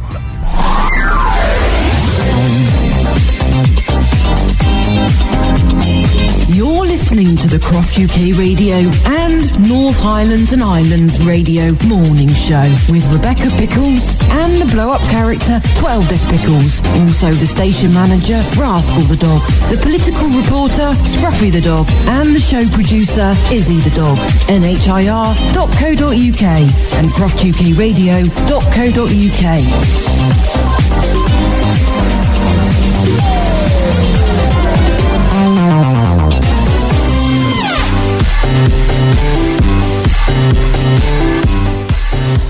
Right, pensions then. Something we may not actually be aware of, so they're letting us know. National insurance credits. Tens of thousands are still missing out on pension perks. As many as 90,000 grandparents and family members could be missing out that can increase your state pension. It's called a national insurance credit. It's for those who look after young children and can be worth up to £230 a year in retirement. No, it says that 90% of those eligible were failing to claim this, known as Adult Specified Childcare Credit. No, it's for family members who look after their relatives' children. I'd never heard anything about it either. They kept that one quiet, didn't they? Yes. Oh, right. Loch Carron. Yeah, they've got nice photographs here of some of the fish in Loch Carron, and what they want to do is make it permanent protection so that they can't dig it up, suck the water out and turn it into a multi-storey car park. So that's the Scottish government are trying to get that one sorted out. It has about 250 million brightly coloured molluscs. Yeah, that's nice, isn't it? Right, well, the UK's job total went down. Sorry, unemployment went down. You know what I mean, don't you? Yeah. Yes. But no, not in Scotland. It went up. So it went the opposite way. It rose by 5,000. It's now at 118,000. But as a whole in the rest of the UK, it went down by 4.3. So that will please them, won't it? Oh, definitely. Yeah. Yes. Right, and a telescope to study the atmospheres of planets beyond the solar system. That's going to be a powerful telescope. I don't think we've got one, have we? A telescope that would actually see planets outside of the solar system. No, they've done one, invented it. Yes, it's going to be launched by the European Space Agency in the late 2020s. Yes, it's going to be led by scientifically. Oh my goodness me, the UK's involved in it. Mind you, I suppose to be fair, maybe they think by the late 2020s we'll be back in the EU again. That could be why. Yeah, led scientifically by the UK University College London. In the next decade, we will see many, many planets being discovered. In fact, there'll be thousands. And they want to go beyond where we are at the moment. So there's quite a few things actually, haven't they done that are now leaving the solar system? There was one that was sent off quite a few decades ago, am I right? And it's now just about to leave our solar system because they're worried that they might lose contact with it because it'll be too far away. A little bit like broadband in Scotland. You're trying to watch something, aren't you? And it goes wheeling around a little wheel. Yeah, and then you get that nice little buffer circle. Sorry, your internet connection is too slow. Please try again later. I know, yeah. How many people then, when you go onto your settings to watch something and you see the setting very poor quality and you get excited? Because you think, great, they've got it. That means that I might be able to watch it because our broadband's too slow to watch anything else. Yeah, and then it still doesn't work. You see that buffering thing. Then have you noticed though, if you've got slow broadband and it buffers, when you're trying to watch a programme, you can't really concentrate because all you're thinking about is when is it going to buffer next. Well, I do anyway, but... you do actually, yeah, he does sort of, it stops the enjoyment sometimes because you sort of start thinking, it's got to stop in a minute, Yeah, and then it doesn't. Yeah. No, it does, sorry, no, it always does, you can guarantee it, yeah. Yeah, that's right. Cambridge Analytica using Facebook's user information. Some people are saying, especially the WhatsApp co-founder, delete your Facebook, is what he's saying. Yeah. A lot of people are not very happy about this old doodah, are they? No. Yeah, right. What can you do to protect your information? Log into Facebook and visit the app setting page. Click edit button under apps, websites and plugins. Disable the platform.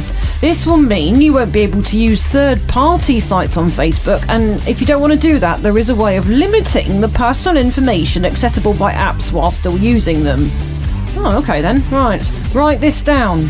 Log into Facebook's app settings page. Unclick every category you don't want the app to access, including your biography, birthday, family, religious views, if you are online, posts on your timeline, activities and interests. Right. Never click on a like button on a product service page. And if you want to play these games and quizzes, don't log in through Facebook, but go directly to the site. Yeah, it says using Facebook login is easy, but doing so grants the app's developer access to a range of information from their Facebook profiles. So, yes, they're not very happy about that one, are they? Definitely not, no. Oh, no. It says users can delete their accounts, which in theory does delete all your past posts, but Facebook encourages those who wish to take a break from the social network simply to deactivate them in case they wish to return. And it says then a lot of your information about you will remain on Facebook. Or as we call it, Fartbook. So there we go. There's some of the stuff there. I'm sure none of that will work, but there we are. Funny old thing, really, isn't it? Do you remember ICQ? I do, yes. I used to be quite funny, actually, because you would start off with like a shoot going... Whoop. I know, yeah. It was like a flower, I thought. Yeah, it was. The actual emblem was like a flower. Yeah, I know. And then, was it Teletubbies noise? Then when your message came through and it said, uh-oh.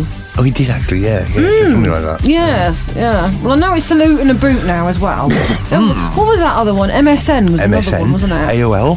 AOL, that was one, wasn't it? Yeah, you're right there. Yeah, Yahoo Messenger. Yes. And there was another one as well, I can't think. I'm sure there was, yeah. Probably quite a few of them, actually. Yeah, no, there was another one. I just cannot think what it was. Actually. No. Yeah.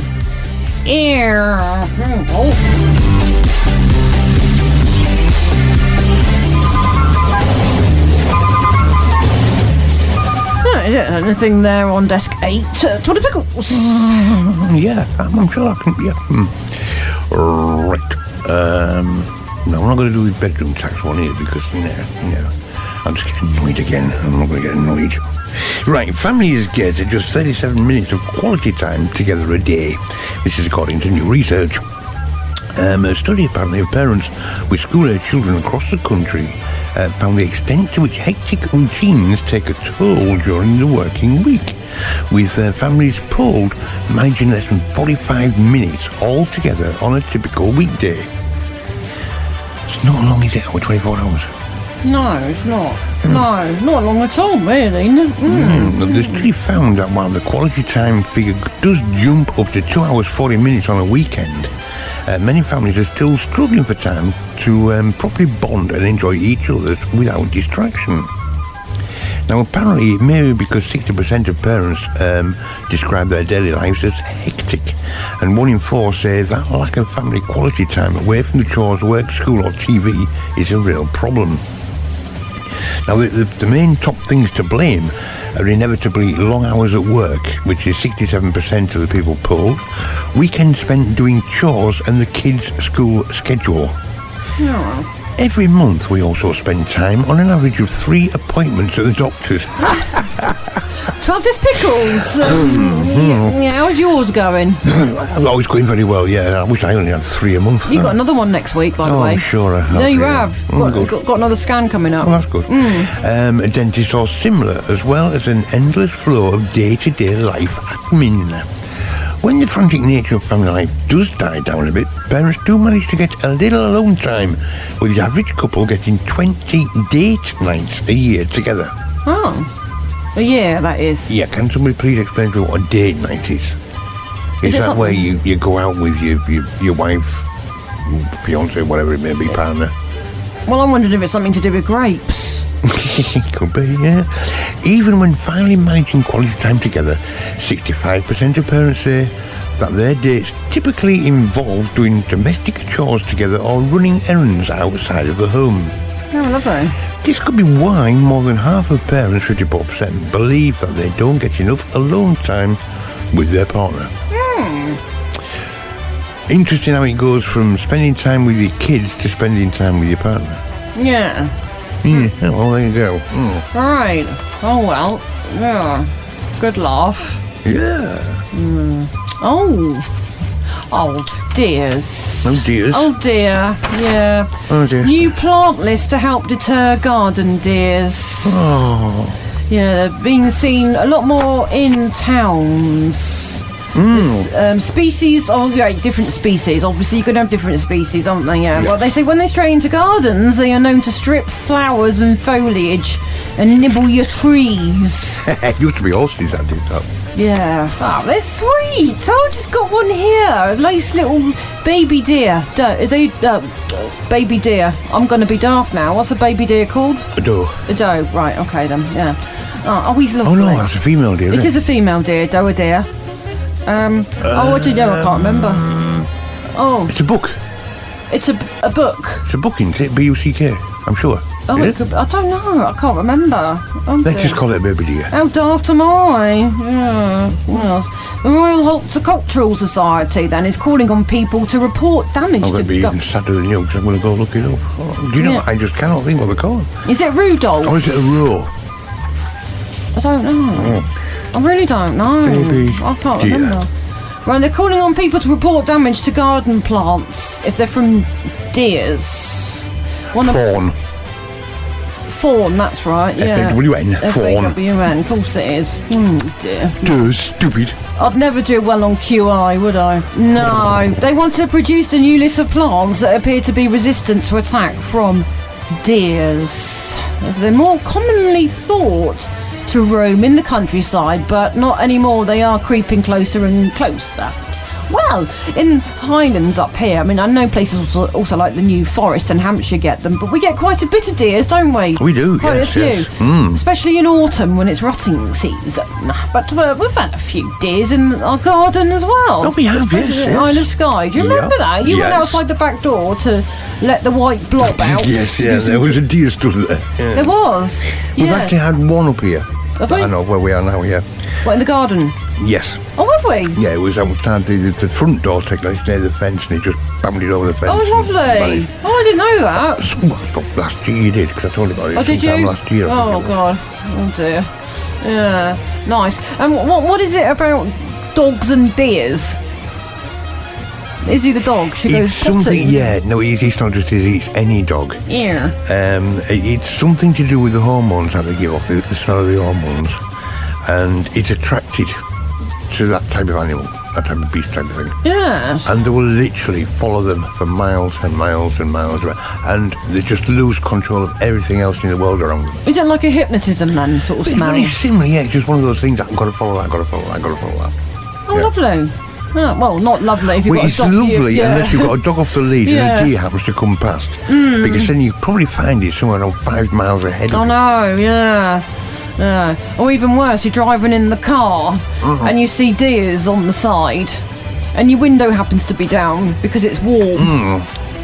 And Izzy the dog sees it. Yes. And you have to hold on for her like you're holding on to the Titanic to stop her from jumping out the window. Yeah. Yeah. Oh, well, lovely. Oh, another one's going. shops. yeah. You know, we've had about 3,000 shops shut down, haven't we? We certainly have, yeah. Carpet right might be off as well. Somebody was saying about this, I think it was last week, was saying that carpet right's likely to be the next one. Yes, it is. It's going. There was another one mentioned as well as carpet right. The UK government? No, Halfords. Oh. They were saying carpet right and Halfords will be the next ones to go. And so obviously their prediction was more or less right because with the news of carpet right. So it's, yeah. Oh my God, Halfords, if they go, we'll all be in trouble. It's bad enough Maplin's going. Oh, yeah. The thing is, these type of shops are now becoming unsustainable because of the rents. So they've got to move everything to an online. But there is still a massive amount of people out there that won't shop online. Yes. You know, they prefer to see the goods, they prefer to touch it, they prefer to pay for it and take it home. Oh, if you're in the Highlands, specifically the Isle of Skye, good luck with the delivery. Yeah, exactly. I know. You know, we live in a society today where everything has to be done yesterday. Yeah. And whether it's ordering something or not, then it's just too slow for people. Yes. Right. Yeah, well, it looks like they're off anyway. Yeah, it's a shame because I used to quite like carpet, right? Yeah, daft thing is, all the shops that are shutting down are all shops that you use and are useful. Yes. Like Maplin's, like I say, and like possibly now Halfords and all these doodads. And they think, oh God, that's off as well. And they're like, yeah, we're off, goodbye. If you also notice as well, it's all the shops that are sort of discount line shops. Oh, they are, aren't they? Yeah, you're Yeah, right. I mean, Maplin does have a lot of expensive gear in it, but it's also got some very cheap stuff on the trade sections and places like that. If you look at Carpet Right, they do a lot of offcuts. They do, don't they? You know, decent prices. Woolworths, of course, started the ball rolling, and Woolworths was a store known for being pretty cheap. Yes. What else have we got? We've got that was quite. So, did you just say Woolworths? Sorry, Yeah. my apologies. Yeah. That was a good 10 years ago now, wasn't it? Then That's right, they went. Yes, I know. Quick yeah. Save, the supermarket chain. That's right. Yeah, they've gone. They went, and them again were a discount supermarket. They were. And you tend to look at it and you think it's all the people with not vast amounts of money would shop. Bargain Basement will be the next one, or home. B&M's, yeah. That one. Yeah. Well, you see, B&M's are run by all these other shops shutting down because they buy the stock of the other shops which are shut down. So technically they buy bankrupt stock. Oh well, then they must be doing quite well, I suppose, in that way. Then, Technically, yeah, people like that will be doing quite well. Yes. All the pound shops in Bournemouth are actually about £2.20. Yeah, no, I bet they're more than £1.25 They now. probably will be, actually. Shall we look down and have a look? What now? Yeah. You do realise last time we came back from Bournemouth back here to the north of Scotland, it took us 20 hours to get home. That's hard, don't worry about it. Well, no, I do worry about it. It's a long time. Yeah, well, we're just going past the car. No, it's nothing to do with the speed of the car. It's the traffic. Yeah, have you been down the M6 lately? It's supposed to be the smart road. It's got signs on the side of the motorway of the M6 saying... It's as smart as my little finger. Northern Powerhouse, created by George! In fact, is it just me, or is there other people out there who realise that these smart roads are actually more dangerous than the average motorway? Yeah, I know. You can't use the hard shoulder anymore if you break down, can you? No. If the road's busy, you drive on the hard shoulder, which is fine unless you happen to break down and you've got to stop on the hard shoulder. And then you've got a lorry or a van or something, or they're trundling down on the hard shoulder. And if you happen to be in one of those positions that you can't quite see properly, or the driver's distracted for other reasons, you're shunted straight in the rear end. It certainly would be. Yeah. We saw one on the way home, funny enough, on the M6, which had changed itself so that you could drive on the hard shoulder, and within half a mile down, there was a transit van in the back of a car, which there was actually nothing left of the car. Oh, God. And you could plainly see what had happened, but weird, it's really strange. I said, it just was that sort of seems to think, well, this seems rather a dangerous idea. I mean, I've always said it since I first brought it out. I thought, well, rather weird, you know. You've got a hard shoulder there for if you break down, you're out with the line of traffic. And then you open it up to the line of traffic. It don't make sense. No, weird. Yeah, well, that's the way it's going for you. Well, local councils in England were paid a total of £36 million more by an error. Yeah. Have they got to pay him back? Well, no. Sajid Javid. Oh, dear him. Him. Yeah, the one, he looks like he should be off Star Trek. Yeah. Funny bloke, isn't he? Yeah. Yeah, he says the councils will not have to pay the money back. It was done in an error. But he said, now you can keep it. Yes, I'm sure he does. I don't know what they're up to at the moment, do you? There's something strange going on with that lot. Very strange going on with that lot. In fact, it is all a bit odd, isn't it? Mm-hmm. It's like they've all gone underground. Now, I do actually wonder what they're up to, because you said earlier that Theresa May is quite happy to press the red button if needs be. Mm-hmm. Now, have you noticed something? A lot of them have disappeared. It's true. Nicola Sturgeon has just gone. Oh, yeah. No sign of her anywhere. No. Yeah.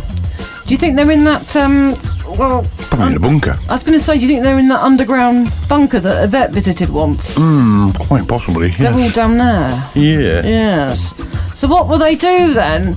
Will she press the red button and then run quick, go down the steps, go into the bunker, put the lid on it, and then sit there for the next 100 years till they pop off? Would you really want to live down there with them? Not really, no. No, I know. This is one thing I can't quite understand. I mean, we've had these bunkers and stuff for years and years and years and years and years. Why would you want to go into a bunker? George! We can't go in now anyway, but, why would you want to go into a bunker? It's something happens, you got mass destruction, and you're in a bunker with the elite of the elite, if you want to put it that way. George! And you sit there for years and years. Yeah. Interbreeding, because that's the only thing you can do. And then you come out, you send somebody out every now and again and think, well, if they come back, it's obviously all right up there. They don't come back, send them out too early. Never mind. Yeah. Well, you could always send Theresa May out. Nah, it never happened, would it? Because she never get de-elected if she's in a bunker. I just can't work it out. No. I'd rather be on the top, get wiped out, than sit there. At least then you can say, well, I don't care because there's not left down there anyway. Well, in my case, it'd be up there because I'm down there. I ain't going up there. I'm going down there. Oh. I'm going to enjoy myself. Parties, booze, women, everything. It's all down there. Yeah. Have you checked the manual lately? No, why? Was it altered? Well, there is an amendment in it. Oh, good God. Yeah. That you would have to spend 3 hours a day with... George! That'll be down there, though, surely.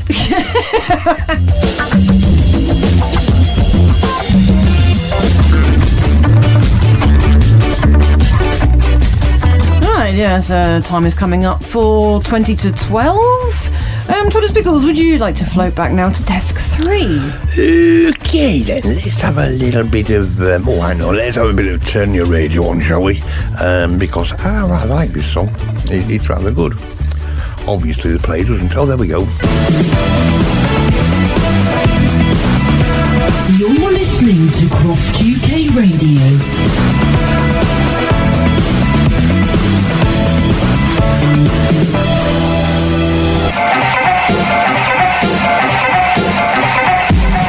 Yes, good morning. It's 11:45, just gone. I'm Rebecca Pickles, the blow-up character. 12 Des Pickles is here. Lives in the middle drawer when he's not doing the radio show. Yeah, also, it is, Rascal the dog. Station manager. Boss. What I want to know is... Boss. Yes. Rascal the dog likes to live in the cuckoo clock, doesn't he? Yes. We have to pull it every now and then, don't we, at the bottom? Makes him laugh. Oh, yes. And why does it make him laugh when we have to pull the thing right at the bottom on the cuckoo clock? It tickles him. It tickles him, doesn't it? It is, yes. So he's well, he'll be back again shortly anyway, won't he? Mm-hmm. Yeah, he says you want to do some housework today. I said, oh, you want to do some housework today? He says, yes, I want to do some housework today. I said, well, why do you want to do some housework today? He says, because he's bored. Oh, bored. Yes, and also good morning to Scruffy the dog, black and grey with a beard. And does ballroom dancing. Lovely. Yes, right. Okay, then, Thomas Pickles, do you have anything there on desk 4? Yeah, well, apparently the obesity crisis has turned the UK into the fat man of Europe, apparently. Yeah. Men in the UK weigh, on average, 13 stone 3 pounds, and only guys in the US and Australia are heavier, apparently. I'm rather intrigued about that 13 stone 3 pounds, actually.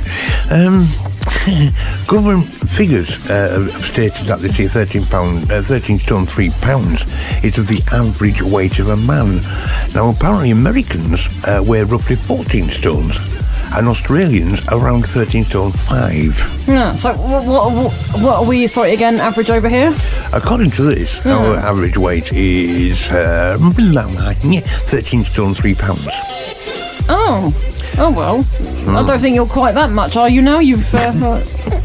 No, maybe not, no. A new report using official data from the health boards of 10 different countries confirms the problem and found many in the UK to be heavier than those in the Netherlands, Germany, Ireland, Italy, France and Spain.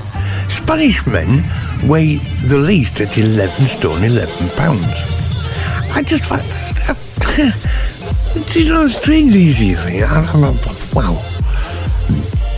Maybe they are only 11 stone something or other, but data has also shown a stark difference in life expectancy.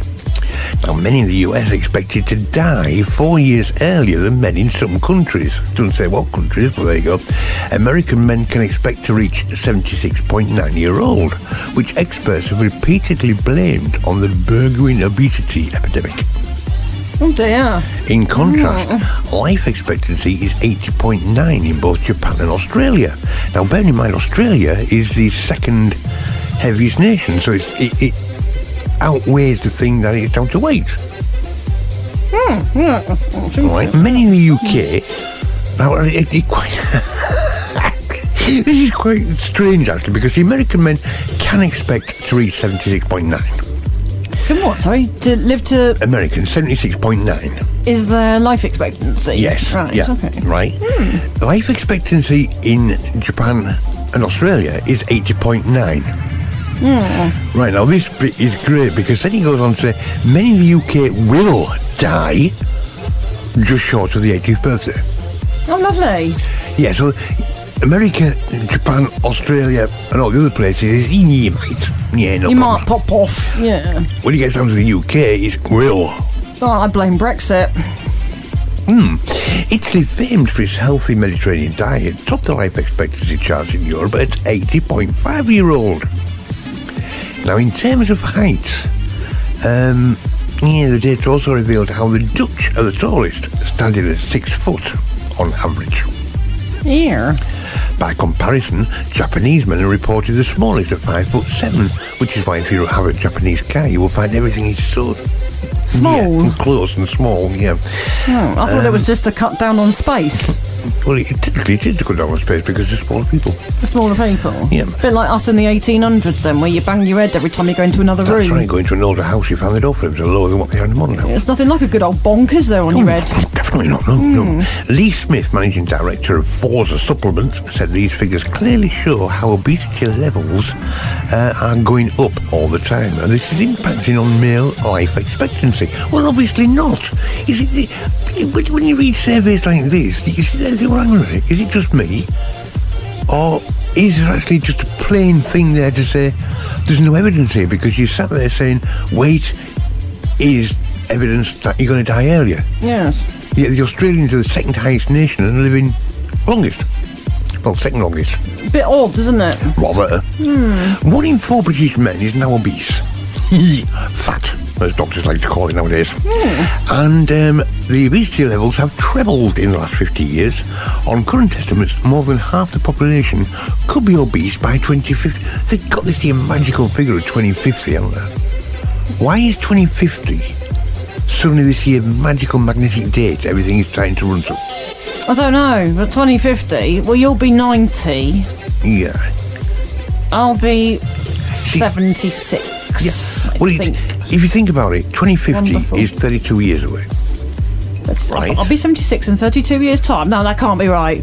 If I'm 43 now, Yeah. 32 years' time, am I going to be 76? Oh, my God. That was whoosh. What was that? Oh, it was life. There you go. Yeah, right, 32 years off. Now, Yeah. the thing, why would that be a magical date? Because it's not even a generation. A generation is, or was, 65 years. A lifetime is 100 years. Yes, correct. So technically, you're looking at half a generation before 50. And it just doesn't, nothing in this survey adds up. We're technically clearly heading the same way as the US, where the average man now weighs 14 stone. And according to them, it's for the first time in its history. Now that, again, I would debunk as well, because I seem to think that the American men have weighed a lot more than that for years. Yeah. Now, despite being one of the world's richest nations, life expectancy in the US is lower than in many countries, and the obesity epidemic is a big factor. The challenge for the next 50 years, which goes over 2050, well, there you go. Well, 50 years will make it just under the year 2068. It will, yes. Exactly, thank you. Is how to ensure the positive benefits in public health are not destroyed by our love of food and drink. Well, according to all the other reports as well, you're going to stop eating soon anyway, because everything has been eradicated or destroyed. Yep. Oh, too right there. Oh, well, there we go. At the end of the day, we all pop off anyway, don't we? Well, this is true. Another interesting thing to go out of this is, of course, that in Italy only 10% of men are obese, and in France and Spain only 17%. In Germany, it's 24%. They eat a lot of sausage and drink a lot of beer. They certainly do, yes. Why do you think? That's a myth. Oh. The author said the problem in Britain has undergone great increase since the 1990s, with obesity rates up 92%. Oh, cool. That's probably because we eat a lot of sausages and drink a lot of beer. We probably do, because we think we're being like the Germans, and like you just told me, though, it's a myth. It is a myth. The reason that people think the Germans drink a lot of beer and eat a lot of sausages is because they are well known for those two items. And secondly, there is a vast variety of different sausages. And there's also a vast variety of German beers. Yes. And just because the beer festival's held there doesn't mean that everybody's going around drinking beer from dusk till dawn. No. But they were supposed to, like you say, though, they don't all wear those Bolivian fancy dress costumes. Because you just picture them in it, don't you? Yeah, the Heidenhauser. That's the one, Yes. but they don't all wear that, do they? I mean, you've lived in Germany, haven't you? You don't see them all running around with those... You don't see anybody walking around with them. Yes. They don't do a Basil 40 either, do they? No. Right, okay, it's time for us to... tomorrow at 9 o'clock, so have a great day, and what would you like to play out with on Desk 3? What are Pickles? Yeah, sure thing. Let's have a little bit of the mixtures with the push pipe song. So please have a safe day. Do whatever you feel like doing, but do be careful while you're doing it. Talk to you tomorrow. Bye.